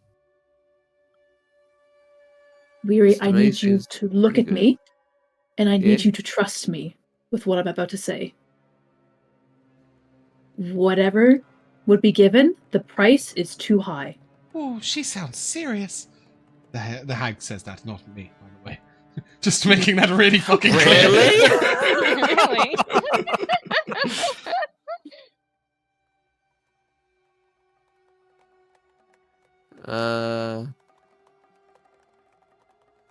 The question is moot. He wants it from all of us, and I won't do it. Why Me can't neither. you just be nice? I can take it if I need. And with that, she is going to rip the blood from you all. Can I please have a constitution save from the lot of you? As she reaches out her hand, and revealed behind her hand is a dark, empty, blood-red socket. She has no eye there, and as she reaches out her casting hand, she's going to pull forwards. I will take that con save, please, as she is going to tear the blood from your very veins. All three of you, not weary. Is Can I this add my a- D6 to it? Yay. What did you ask, Josh? Is this a charming effect? No. Okay. Can I add my d6 to this Oh, con nice. save? You may. I got Okay. a 20, a dirty 20. I'm gonna. Whoops. If you just play nice like me, everything's honky dory, mate. This would have been so much cooler if I was like a bloodline There you go. sorcerer. I'll put that out as well. Oh, jeez. The only way to make sense out of change is to plunge into it, move with it, join the dance. 12, 14. Yeah, That's another join, dirty 20 guys. as well. Okay, and Elora? 17. Okay, you will succeed and take 6 necrotic damage. Yikes. One hour ago, that would have killed William. You may not... sorry, you succeeded. I won't tell you what that is. And as your blood sort of flies through the air, she gathers it in her hand and she drips it into her now empty glass and looks up to Weary. Just you now. I'm sorry your friends have to die. Hold on, mate. Hold on. What? Well, they just I shoot gotta her. play nice. And as you pull out your crossbow, I will ask you please to roll initiative. You will get the shot off. Cool. Goodness. I'll play nice, but don't fucking. Whoa, threaten my friend. whoa. Hold on. You guys are all gonna die if that happens. Why is that? Well, she did say that. No, it shouldn't. That's not right. The stat block is completely wrong for the creature. The 3d6 was right, but that was crazy. Oh, there we go. Okay. No, I mean, you were all gonna die. Her ability did a 10d6. Oh my God, if I thought you said 3d6 a second No. ago. Her straight up attack did 10d6. Oh. The stat block was completely wrong. You know, if she rolled max damage on that, I would have been dead outright. I know. Well, only if you didn't save, right? Yeah. You don't know how high or low the DC was. Sure. Cool. As you take this shot, you reach out your crossbow and you plunge it, shoot towards her. Give me a roll to hit. Alright. Fucking 6. You try to shoot her, but just this flash in your mind sort of crosses, and you just... She's been so kind to you, so nice to you. She mentioned killing your friends. You were very angry for 1 second, and then you doubted yourself. And as you doubted yourself, your bolt you lowered your hand as you shot, and you shot into the ground. And she looks at you. That's not very nice. I said partake! And she loses her shit. You see she goes absolutely furious with you. And Anivari, you see danger on the horizon. Go. What are you doing? I don't think that initiative is Yes, it is. correct. Oh, yours might No Oh, be. I way. took a shot. Mm-mm. I None think of that's it's the previous correct. initiative. Yeah. Yeah, that's Okay, Anivari, you got... 7 or 16. Mary, you got a... 21. Dinari, you got a... 15. And William, you got a... 9. Look at that. Weary, if you have a bonus action or any movement speed, you may take it.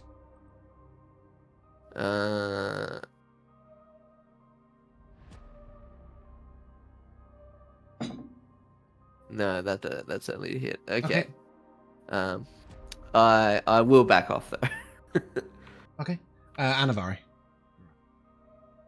I'm going to touch William's shoulder and cast Protection from Good and Evil. Protect him from Ah. the Fae. Can you ping that spell? Oh, you have. Thank you. Cool.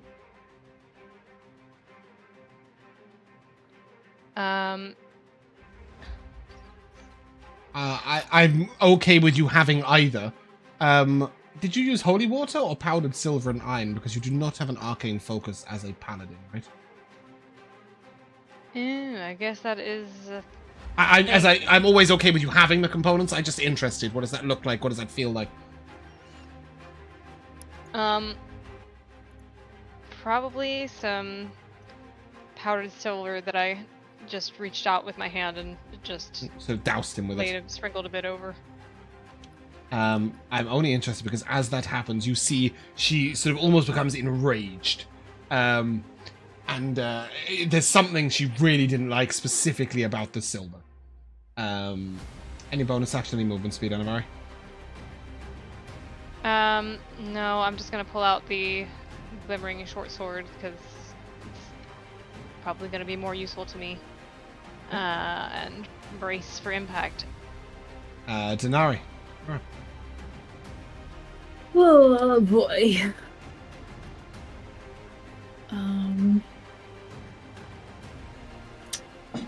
God, I guess seeing Anivari kind of ready up for a fight, I guess I'm gonna have to as well.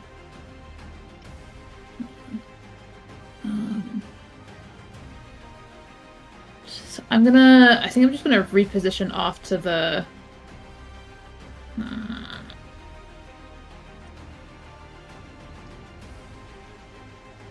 yeah.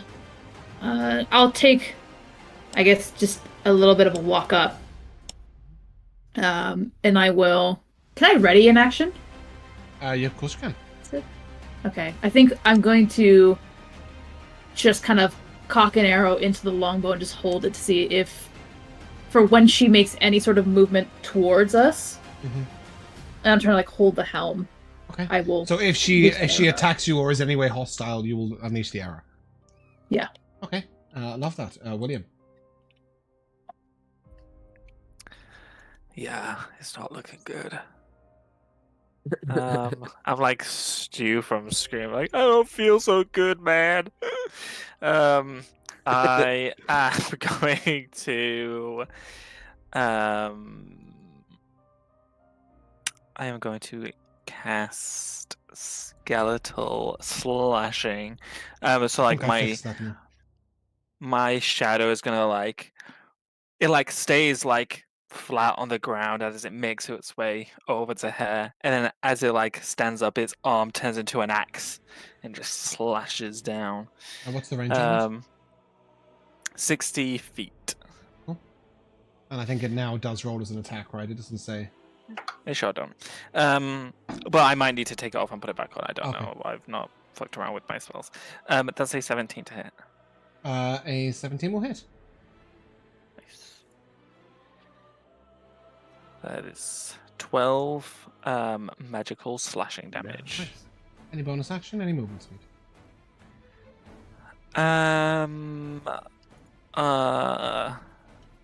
Yeah, I'm gonna just make my way down a little bit, limping as I go.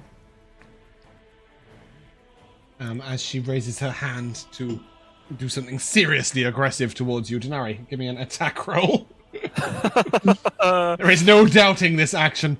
Again, she's got the hand away from her eye, this sort of empty socket.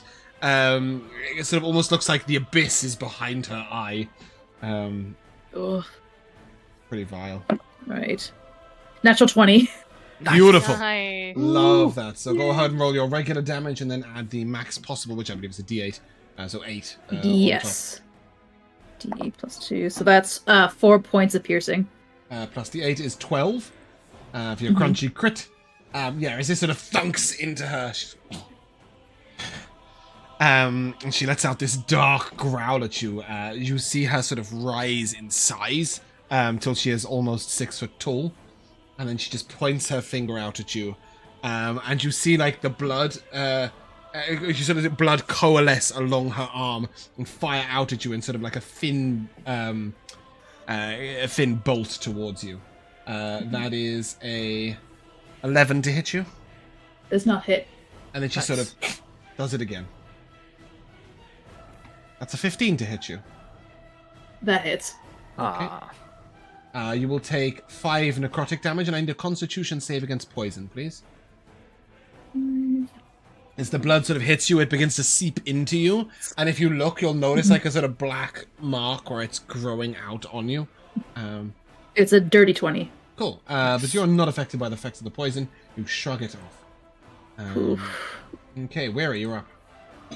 Alright. I'm gonna Hunter's Mark her, Okay. for starters. Oh, I meant to cast that to mark it off, but it That's rolled all right. anyway. That's fine. And then I'm going to send up Cantankerous Tim. Mm-hmm. And he's he can give me advantage, right? By like Yeah, of course you can. Give you the help action. yeah. So he's gonna give me advantage. Then I'm gonna roll to hit with my crossbow.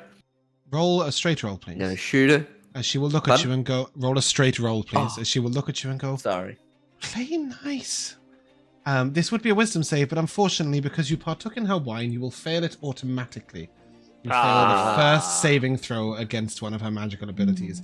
Which would have been an 18 plus 5, is that correct? Yeah, -2. So Okay. 18 plus 3. A 21. Please roll me a d4. Alright.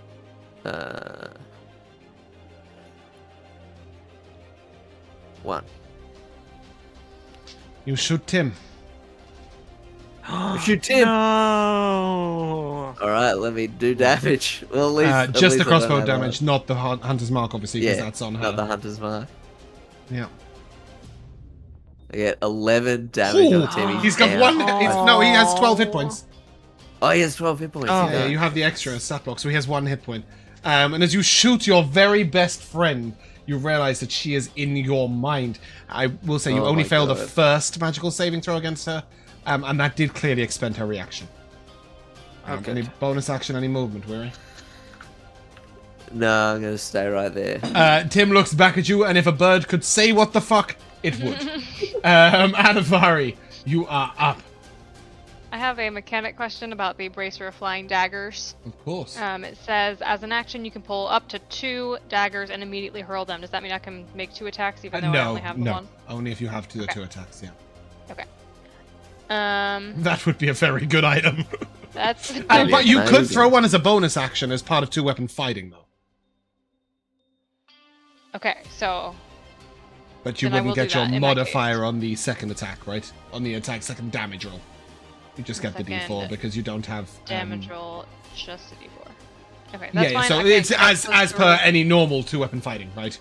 You don't get the modifier unless you've got dual wielder or the 2-weapon fighting style, which I'm assuming you didn't take on a paladin, especially one wielding a shield. So yes, so 2 attack rolls. Second will just Okay. do a d4. 17 That'll hit. and 22. They'll both hit.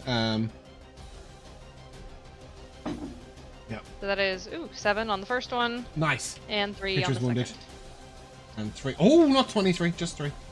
Cool. I mean, if you want. No, I do not. Does that conclude your turn, Anivari? Yes. Dinari.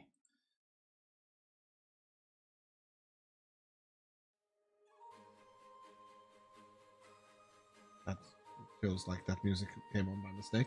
Sorry. We're in the middle of this epic Fire. battle, and then suddenly, doo, doo, doo, doo, doo, doo. She's charming you. What are you doing, Dinari? What's the plan? You're muted. So sorry. I'm saying I'm gonna get up all in her fucking face. Love that. I have enough move speed to do this. Yes. And my axe. Yes. Yeah. I'm gonna take. You will gain a +2 Oh, actually. from. Oh! You will gain advantage on your first attack. Oh no, technically Elora should have had it. Elora, roll me a d20, just see if you crit. No. Okay, cool. It was like a 2. It was a 2. Yes. So you will have a +2 from flanking. You will not have advantage from Tim, Actually- which I should have granted to Elora's first attack. Sorry, can I reverse that a little bit? I forgot I wanted to do something with my bonus action. You can do something with your bonus action. That's fine. On your way over, if you wish. Okay, with my bonus action, I will second wind. Yeah, I love that. Are you injured? Look at. Oh yeah, Blood? got hurt pretty bad. Oh, your token's not Yeah. putting through your hit The points. token doesn't say Yeah, it, but I yeah, noticed you would- it's you also would- not updating Did to you my most change your current name? hit point max. On No? D&D Beyond? No. Okay, bear me a second. Yeah.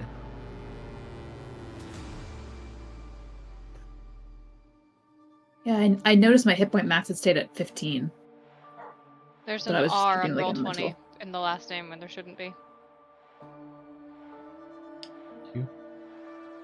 Detective.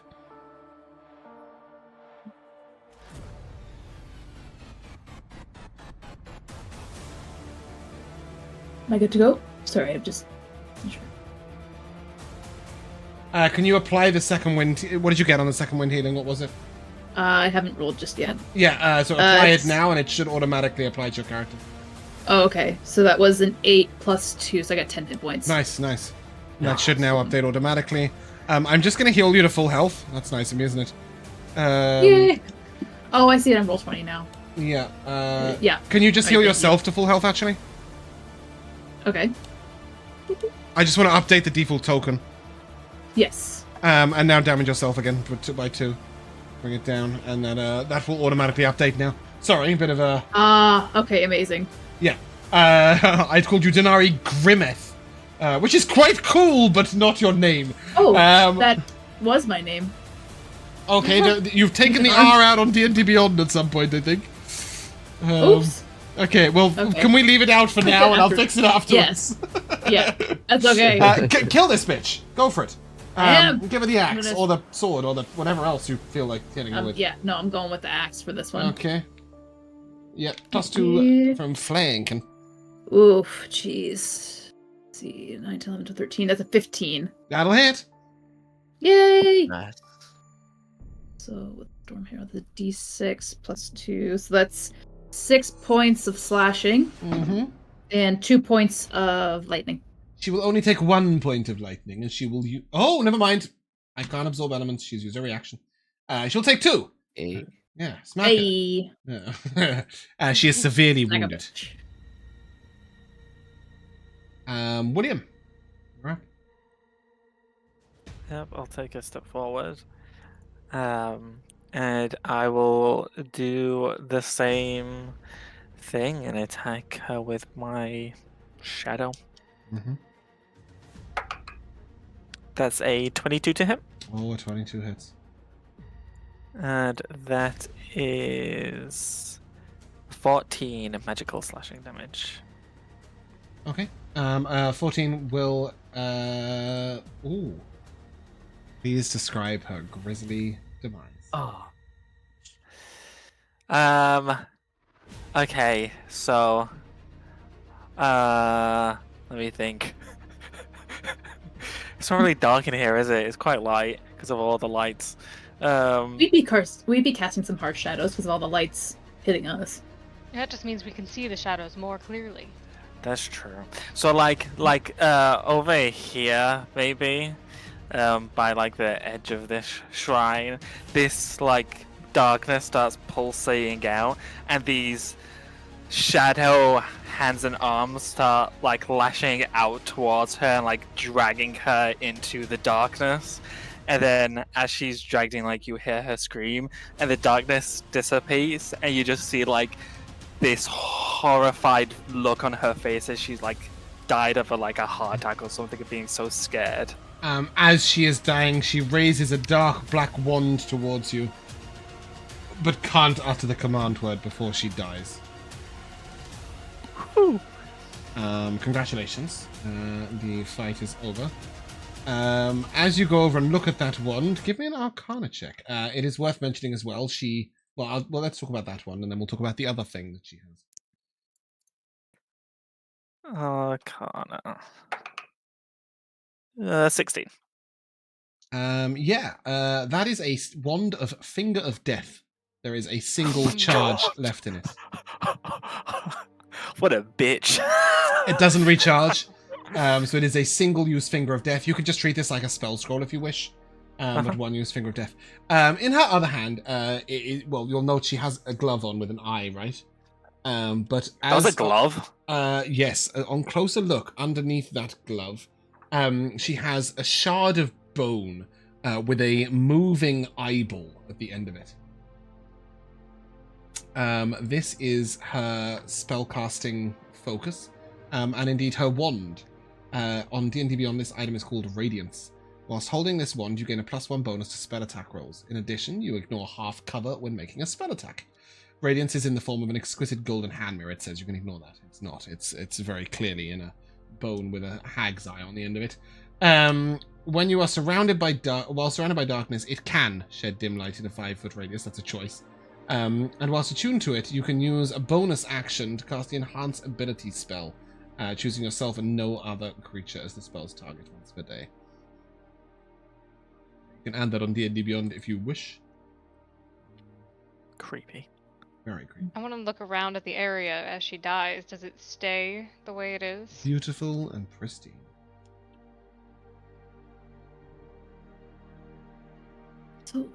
So was it that she had taken blood and it like coalesced into the extra kind of arm that wasn't like what we can see in the picture, like with the eye?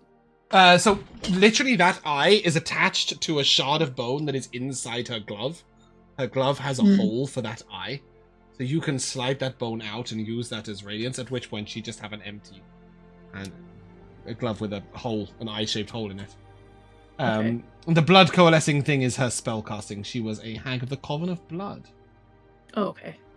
So there's no like, don't have to worry about destroying whatever vessel has our blood in it, just in case kind of thing. No, it seems it's in a little crystalline glass. You can just tip it out on the ground or... Oh, I want to stomp on it. Okay. Yeah, you can do that. At some Tim. point... Go ahead. You go. Oh, Tim. I'm sorry. Ah! Aww. It gives you a harsh stare. I cuddle him as he tries to peck my face off. Yeah, you cuddling him in, and he's just sort of saying "dickhead" in bird language at you. Effectively. I will slip Weir a healing salve from my little herbalist pouch. Him for later. Okay. Sorry, you were saying, Anivari? At some point, the hag had gestured at a chest asking William if he wanted to loot things. Did it disappear? Was it magical? Oh Is it no, still there is a beautiful rosewood box on the table. I would like to examine the box. What's And in the the box? When you What's look in the box? inside, you see 4 perfectly polished flat grey and black river stones with an arcane symbol on them. Each one is cool to the touch.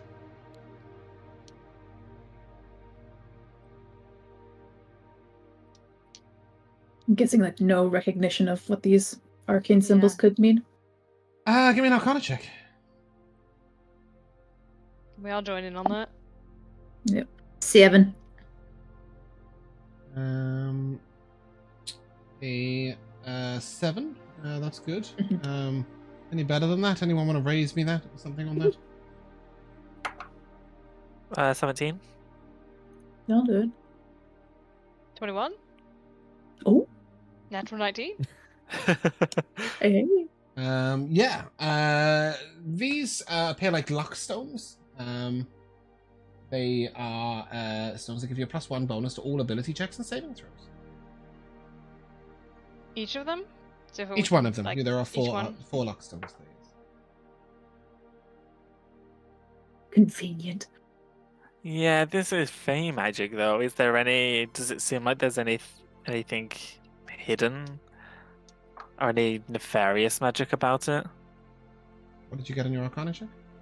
A 17. When- You do recall something about some of these stones being cursed. Oh, It's a good thing to remember. Guys, Come on. these stones could be cursed. Could be, but there is no exact way of knowing. And sorry, they're actually a polished agate with a cat's head. Look at that. Oh. It's with the cat heads. I know. Well, there's obviously a theme going on, right? Maybe they all worship Sebastian. This is a stone of good luck. There was also the what appeared to be a sort of swaddle of cloth, and obviously the 5 crystal glasses with that nasty drink in it. Yeah. How large is that cloth? About 15 feet in length, and as you unfurl it, you notice that there is a bag, a little pouch, underneath it. The cloth is clearly magical in nature, and you would be able to identify this as a shift weave. I think that's what it's called. It might be a glamour weave. Let me check. It's the one that lets you do illusion-y things with it. Well, Shift Weave just have different clothing options. Yeah, this is the one. It is an uncommon glamour weave. Clothing imbued with harmless illusory magic. While wearing the common version of these clothes, you can use a bonus action to create a moving illusory pattern within the cloth. You can have it sort of rise from the cloth like illusory flames, etc., etc. When you make a performance or persuasion check while wearing the uncommon version of Glamour Weave, you may roll a d4 and add the number rolled to the check once per day. The little pouch underneath looks like a bag of beans. Bag of beans. Yummy! Magic beans. Oh no. There's 8 beans in the bag of beans. Woo. Here's our dinner. 2 beans per person. There we go.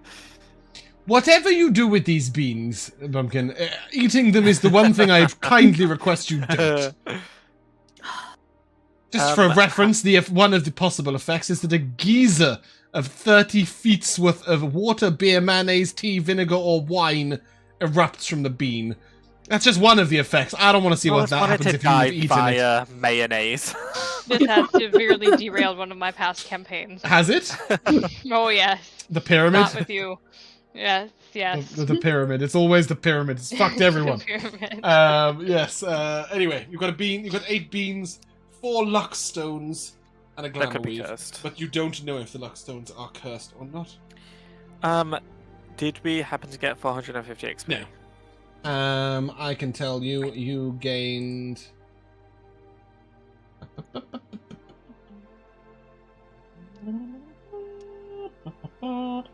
175. Woo!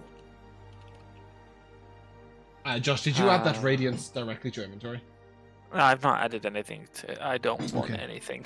You don't want +1 to your spell attacks? One is different. I'd like to do things with it in a camp setting. Okay. Yeah, I mean, obviously it also gives you +1 to spell attack rolls and ignore half cover. And Sure, it's also really action. creepy, though. It is creepy. So, Yes, that is true.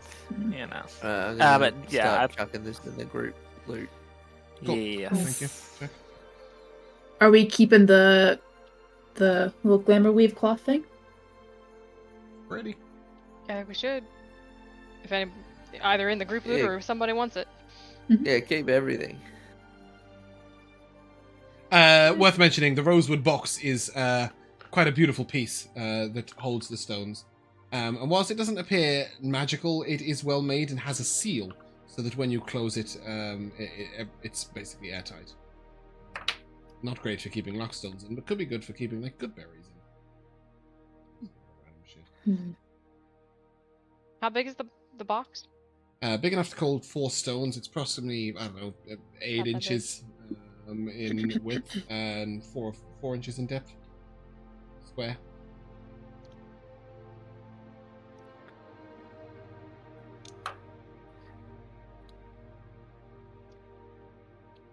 Is there an exit sign? Yes, sorry. Once the hag died, you will note that there is a strange, it looks like an arch of flowers at the back of the cave that leads to a little tunnel that goes upwards.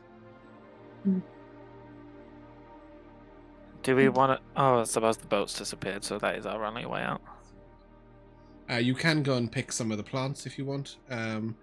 In here, you will find ephedra and wild sage root, which are the 2 main ingredients of healing potions. Yeah. I'll take some.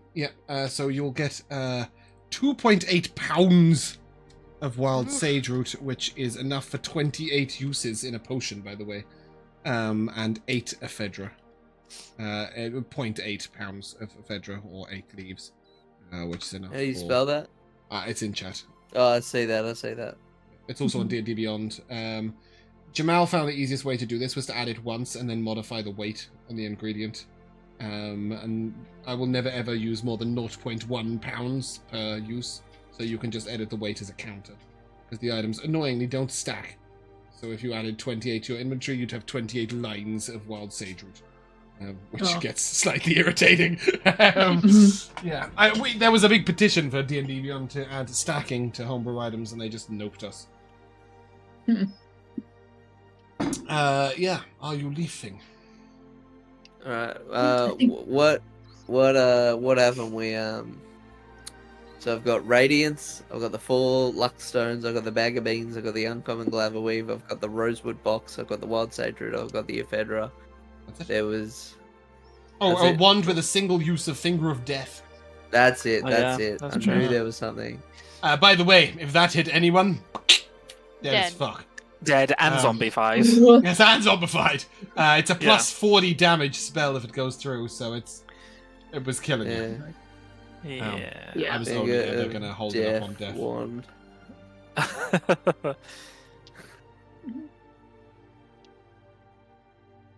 Okay. Before we go, I think it'll be a little less ceremonial than what you've seen before, but I will take time to kind of hoist the hag body at least and have it lay on that kind of stone slab. Oh. Scissors. Choke slamming her onto the altar. Okay, well, not less ceremonial, but there's still... Through the table. More like Aslan. Go on, Triple H. Yes, beautiful. You leave her dead as fuck on that table, and you guys may leave. That was a spontaneous increase to 2 hours to the session. Yeah. That's a good D hunt. Yeah, I didn't want to skip it, but obviously I had to like fucking half-ass make the maps as I was going to fit you. Oh no, you're not going there. You're going there to get you in. Cool. Did we come out the way we came in? No, you come out through the inside of a tree, a little way away, but pretty close. Okay.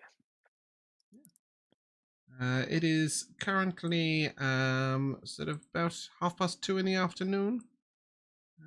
You haven't eaten since breakfast. I don't know if you want to take a little stop to take a short rest specifically, but to take some lunch if you wish. Oh, Yeah. actually, there were the flutes of Fey wine or whatever. Oh, you didn't take those, did you? No. Okay. You can take the glasses if you want. There are 4 left now because somebody stood on one. They are beautiful and made of crystal and fine glass. You know that glass is quite expensive in this world, so it does make sense. Did we want to take them? I just remember them as well. Sure. Sure. Okay.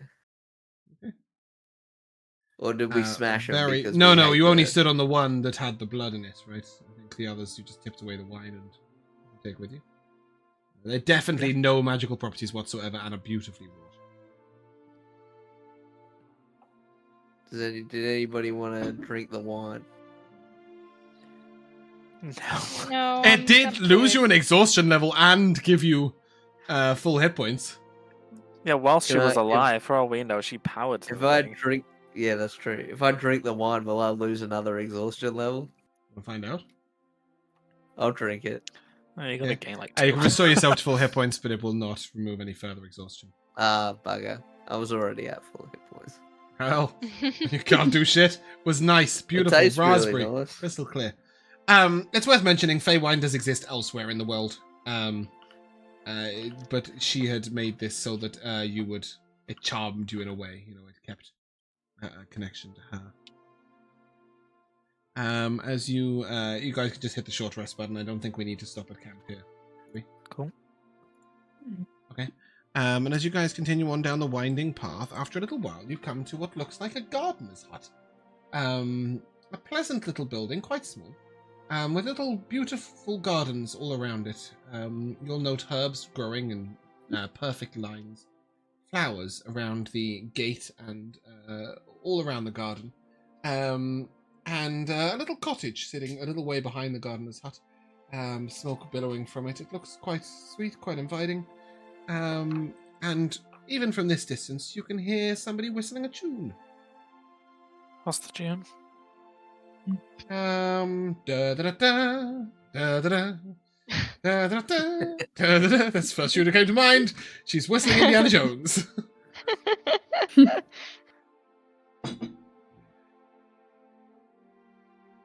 She's clearly inside. You are not, so you don't get any more information than that. Is Hello? there like Sort of, the whistling stops for a moment. And you hear a trill, like a bird's whistle. And a large brown owl comes and lands on the gatepost and looks at you. And inspects you I've for a got moment. this. And then a woman comes out the hut. She's sort of got flowers growing around her. She's quite old. She's got her hair up in a bun. She has a little gap in her teeth that makes a slight whistle as she speaks, which, by the way, I can't do. So you'll just have to imagine it. She looks quite pleasant. Oh, hello, Teres. Oh, you're a long way from Hello. home, aren't you? Oh, do come in. I've not long finished lunch, I'm afraid, but I've got some warm tea if you'd like, or some biscuits. You've travelled a long way to find me. Are you looking to purchase potions? Maybe. That and then some. Oh, well, don't hang about out there. Come on in. She will gesture towards her cottage and leads you towards it. Once she takes you in, it's very cozy inside. There's a little fire that doesn't appear to have any logs in it, but is burning nicely nonetheless.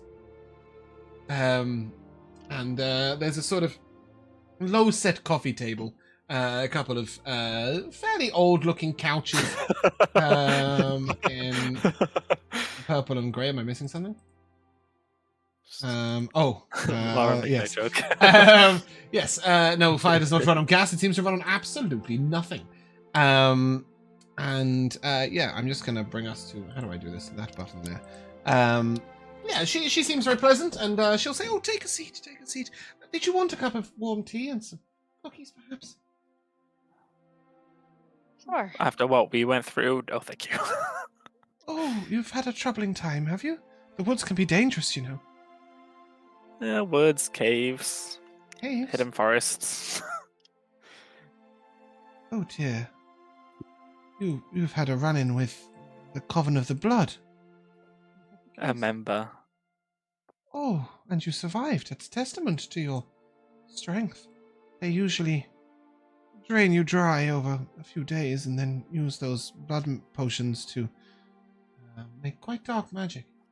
Yes, we're very powerful. Well, I'm glad. Don't worry, I have no real reason to hurt you, and probably not the strength to do so anyway. The tea's quite lovely. I'll pour myself first if you wish. And the cookies are just here. And she'll give you she'll put in a platter of baked cookies onto the table. They smell kind of lovely, cookies? but they are definitely gone cold at this point. They seem to have the oatmeal and raisin. There we go. Ah. Back where I'm from, we call those bickies. Right. Just because super paranoid after this. Does she seem like a truly nice old lady? You have heard good things about her from various different sources. You have no reason not to trust her. She seems very pleasant. Your passive insight implies that she is quite caring and motherly. That being Nine will said, do that. that being said, you are aware that she lives on her own, out in the woods, in a place she has clearly marked as dangerous. She probably does have some hidden strength or ability about her. Well, to be fair, anyone who makes oatmeal raisin cookies is definitely evil. Why? Because they're disgusting. Oh. Oh, I'm sorry, dear. Are these not your favourite? I apologise, but they are mine. And she takes a bite and she says, "Oh, wonderful. But you were asking about potions. I'm sure you didn't come here just to hear an old woman natter. So, what can I do for you?"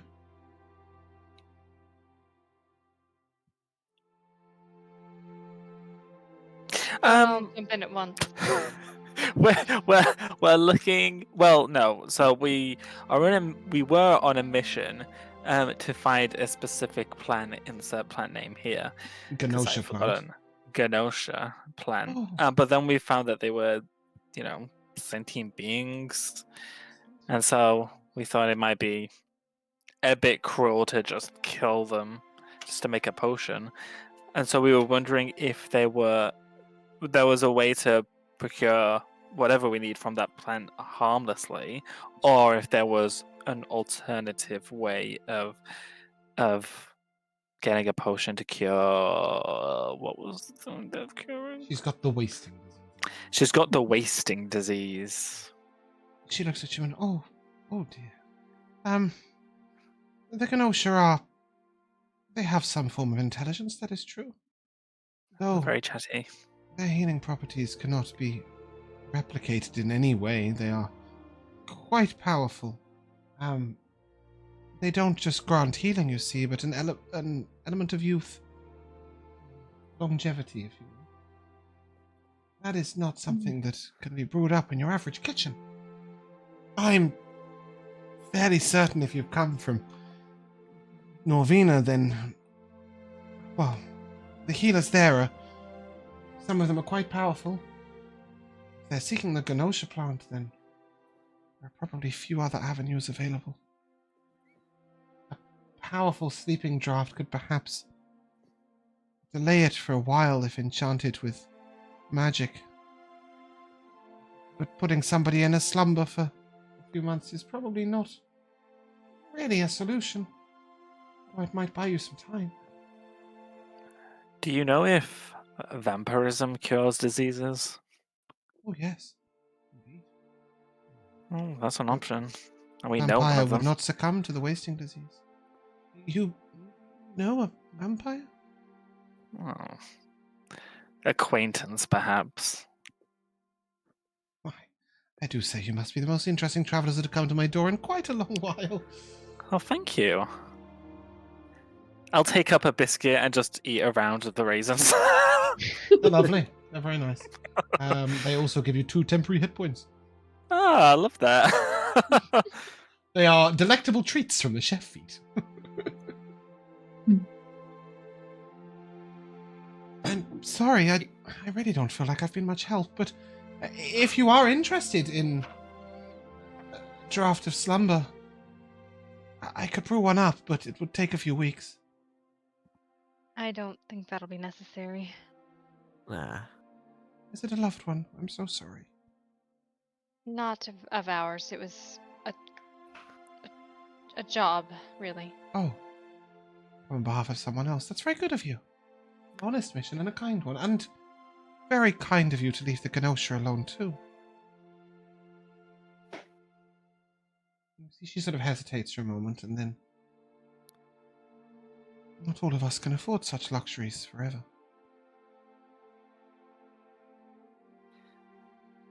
Do you know if the Ganosha remain still contain their properties after they've died? Oh no, dear, they wither. Quite poisonous after they have been picked. Or after they've matured, after their legs are grown. They're quite poisonous. Oh, I see. Can I Makes it get even harder to harvest them when they're young. Can I get some insight on what she meant? Yeah, absolutely. Give me an insight check. She's being quite forthcoming, so you can also just ask questions if you wish. There's just a 10. But... Yeah. You got the impression that either she or someone she knows has picked a Ganosha plant before.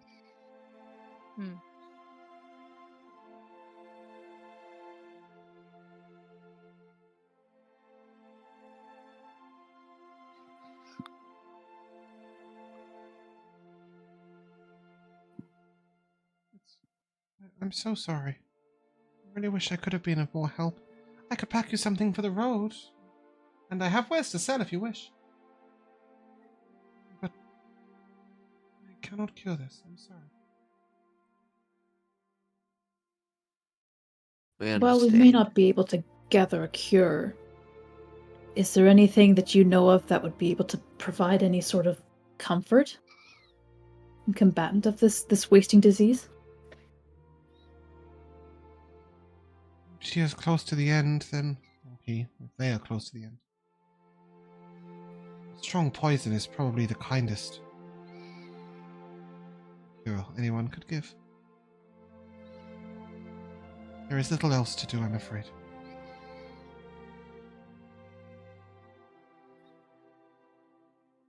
Yeah, I'm not sure if we should maybe provide or suggest that solution. It is often harder for loved nothing wrong ones to with let it. go than the ones that come into the arms. Yeah, yeah.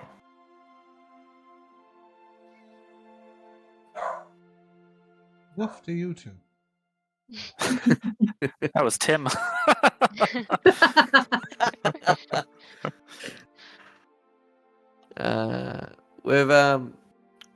If we supply some ingredients, would that knock off the price of some potions?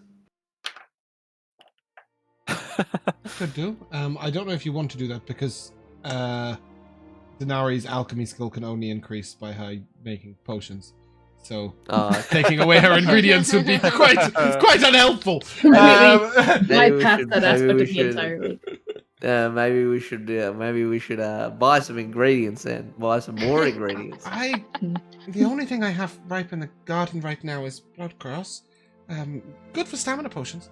But I do have some potions readily available should you need, and let me at least pack you away with a little set for your journey.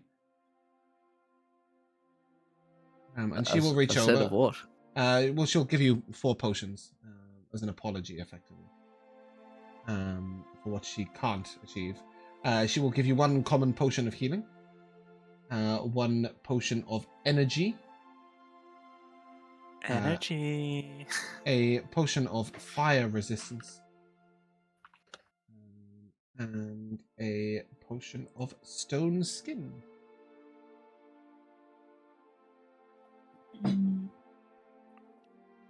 Need those again, or we got them all? A potion of fire resistance. And 1 potion of... What was the last one? Stone skin. Yeah, fire resist, stone skin, common healing, energy. Those are on the house, but anything else I'm afraid I must charge for. I must make a living. We of course. appreciate this. And the tea. Most welcome. Yeah, the tea was lovely. I always appreciate visitors. Got to buy some tea leaves off of you. This is delicious. I can spare some tea leaves, of course. Oh, beautiful. PG. And she will give you some jasmine, lavender, and honeymead Ooh. tea leaves.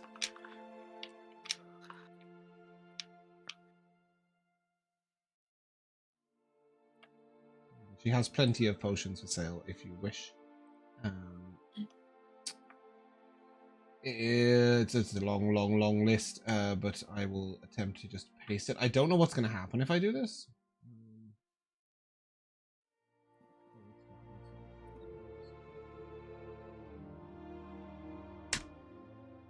Oh, that's ugly.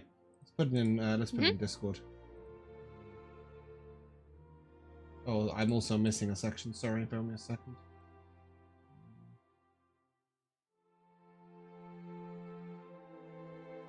Burn cream. There you go. The full list is in Discord.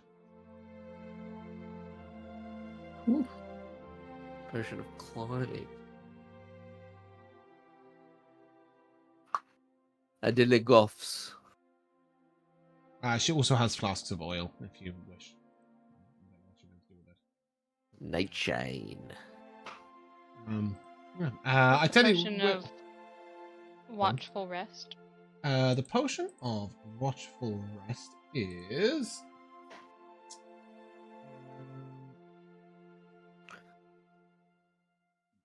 Grab That.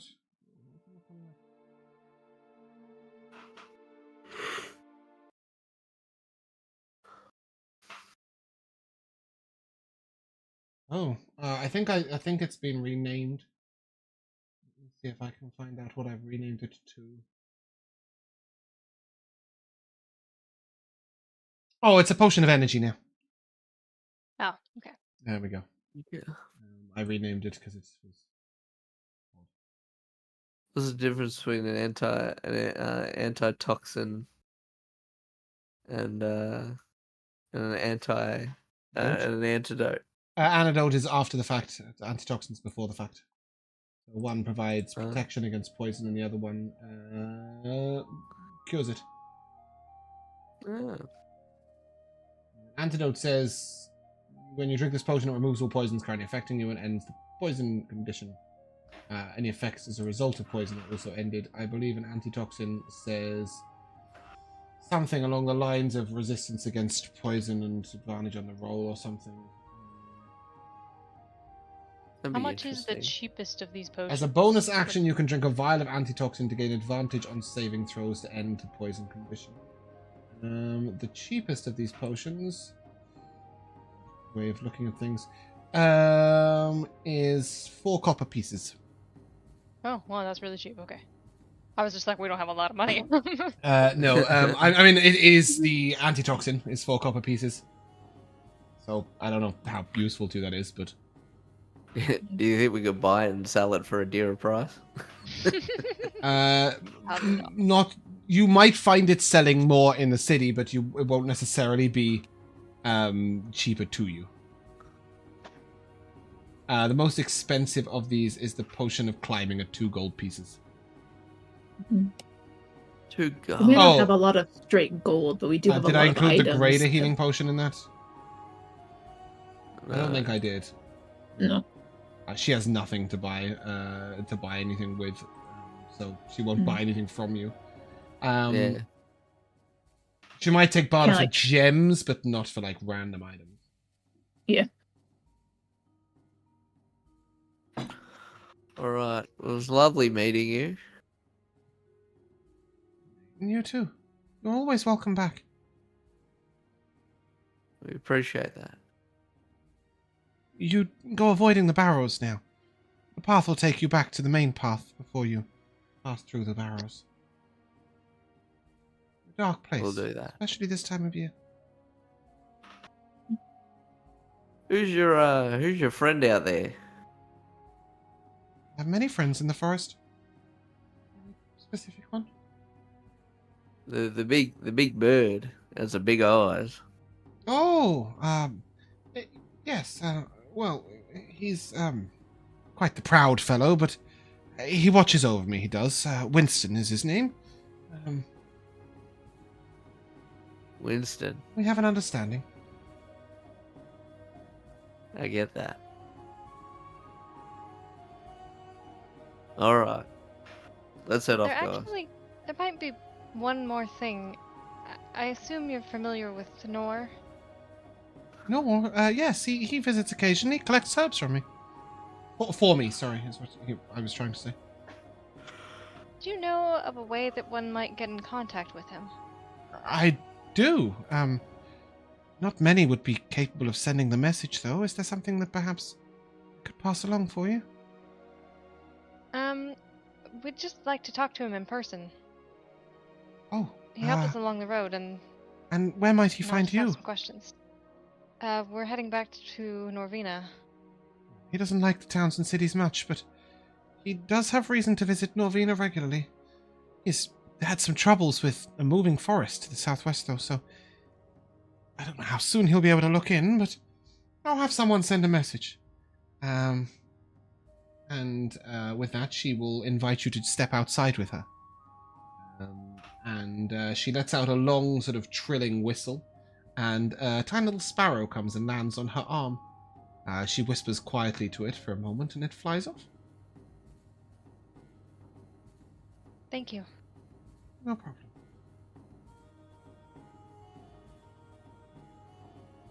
You should either be on the road soon, or you should stay the night. We'll head off. You don't want to She's be like, passing... can you leave already? No, she's just warning you that you don't want to be passing through this stretch of forest in the dark. I will press 5 copper pieces into her hand. Thank you for the message. No problem. Thank you. Alrighty. Ta-ra. See you soon. And with that, you guys can head off down to the road. You will make it to the roadside by about 9:30, 10 p.m.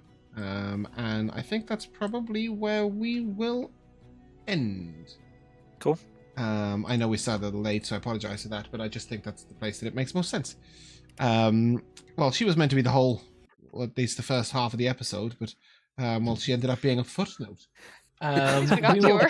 come to the Yeah, that's true. yes. I try and force it when the title is one person's name that you do get there eventually. We'll come to the timeless tradition of MVPs. New year, new me. I will go first. I particularly enjoyed the conversation that said, I snatched the teapot. And then moments later, I wasn't suggesting I bleed into it, I was suggesting you bleed into it.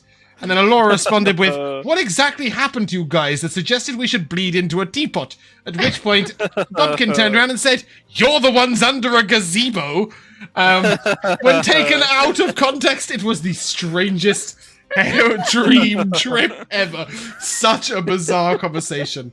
That in context. Yes. I also want to add a very minor one that Jack, you'd been mimicked by the hag a fair few times, and then when Elora tried to hold you back, you went, "Oi, bugger off!" And I really wanted to repeat it as the hag, but MVPs. We'll start with Elora. Okay, it was a lot of fun. The whole hag fight situation. Really enjoyed it. But I'll go back to a very small moment, which is where we were talking about Whistle. And Bumpkin goes, I don't know if they're a girl, actually. I take that back. And we're just like, it is a girl. I put it back in. Yes, I love that. I put it back in. I love that. Jack. Yeah, just the whole random encounter was so incredible. Like it lasted for so long because it was so like intricate in how it was like, what is going on? Like it started off as a cave, then it was like turned into the gazebo thing, and then with the hag at the end. But then it was like that moment of like we're all scared a little bit of like, oh, what, we don't want anything bad to happen to our characters. But then like once you had like her come out and stuff like that, we were like, oh shit, no, this is legit serious. And I think like we all had that moment at the same time of like, oh no, we're all fucked. And like you creating that moment was like great. Do you know what? It's really ironic because for countless campaigns, I have created these 10 random dungeons that are on page 43 or roll, 83, I think it was, 86. Whatever Josh rolled. And they're on that card, and there's 10 different choices of like a random dungeon. And I've had the maps, and I've created them for all these other campaigns. And we just never rolled it. And I just thought, fuck it, I'm preparing 10 dungeons. The same 10 dungeons. Over and over again, and nobody ever rolls it. And of course, because I didn't prepare it, Josh rolled it. At least I knew where the maps were, so we could do it sort of as we went. But I had to think of mind the first bit. I'm really glad it felt like a meaningful encounter. There are 9 others to explore should we ever get there, so... Bumpkin, Yeah, it was awesome. MVP. Props to Josh for just being such a great sport with everyone taking turns ripping William a new one today. Josh. Well, to piggyback off that, I was gonna say, I really enjoyed the party banter with everything. It might not seem it, or maybe it does, I don't know. But it's definitely softening William and softening his hard edges. With you guys, like being quite like gentle teasing with him, because he's not really been around people, so he can find like socializing very difficult. But today was a really good like session for him in that regard. But for an MVP, that's not about William. I really liked just the whole mimicking thing. It was really fun because like we had it on the lake and we're like, oh, that's a silly like magical thing that's happening. And then you repeated it again when we was in the next map. Where I was like, okay, so maybe this is just because we're in a cave technically, it's echoing. And then you changed it, and we were like, hold on a second, something suspicious is happening here. And then just like the change of like this really soft, higher voice to this demonic, I want your blood. It was really great. Oh, good, I'm glad. I've always had this image of her. I mean, it's literally, the dungeon says, Hag of the Blood Hag, or Coven of the Blood Hag, Hag's Feywild Cave. And she's scalable to any difficulty, so obviously I went and edited the stat block. And the last time I rolled her up, because I thought it might be the case, I think the people were like level 17, so her stat block would have just murdered you instantly. But I saw the note on it that said 1 charge wand of Finger of Death, and I thought, what a fun thing to leave on a CR3 character, just for you to pick up and realize how close you were to death. So I'm glad you enjoyed her, and I think it was a bit spontaneous. It came out of nowhere, really, that dungeon. But that's what I love about the cards, is they really facilitate some experiences that I think fit into the world, because they're all baked into Mazraya, but can just, they always spur something unusual or fun. And in fact, I think most of our enjoyment has been from random encounters. You had the moving forest, you had the, which was built a whole story for Nor, you had the cart on the road, you had Amanda, the vampire, like all of these the are artist. The artist, they're random encounters. Obviously it crosses them off for someone else. Yes, the horse, exactly. I think it's been very enjoyable, and I think you guys did brilliantly. It just left for me to say that you get 150 XP from Garetha Whistle for gaining all the information, not only on the Ganosha plant, but also on the ins and outs of the wearying disease, the wasting disease. Oh, we're so close. How close? Like 25 or like, okay, no, that's too much. Cool. All right, in that case, that is where we're going to end. So if you guys would like to say goodbye. Goodbye. Goodbye. We shall see you soon.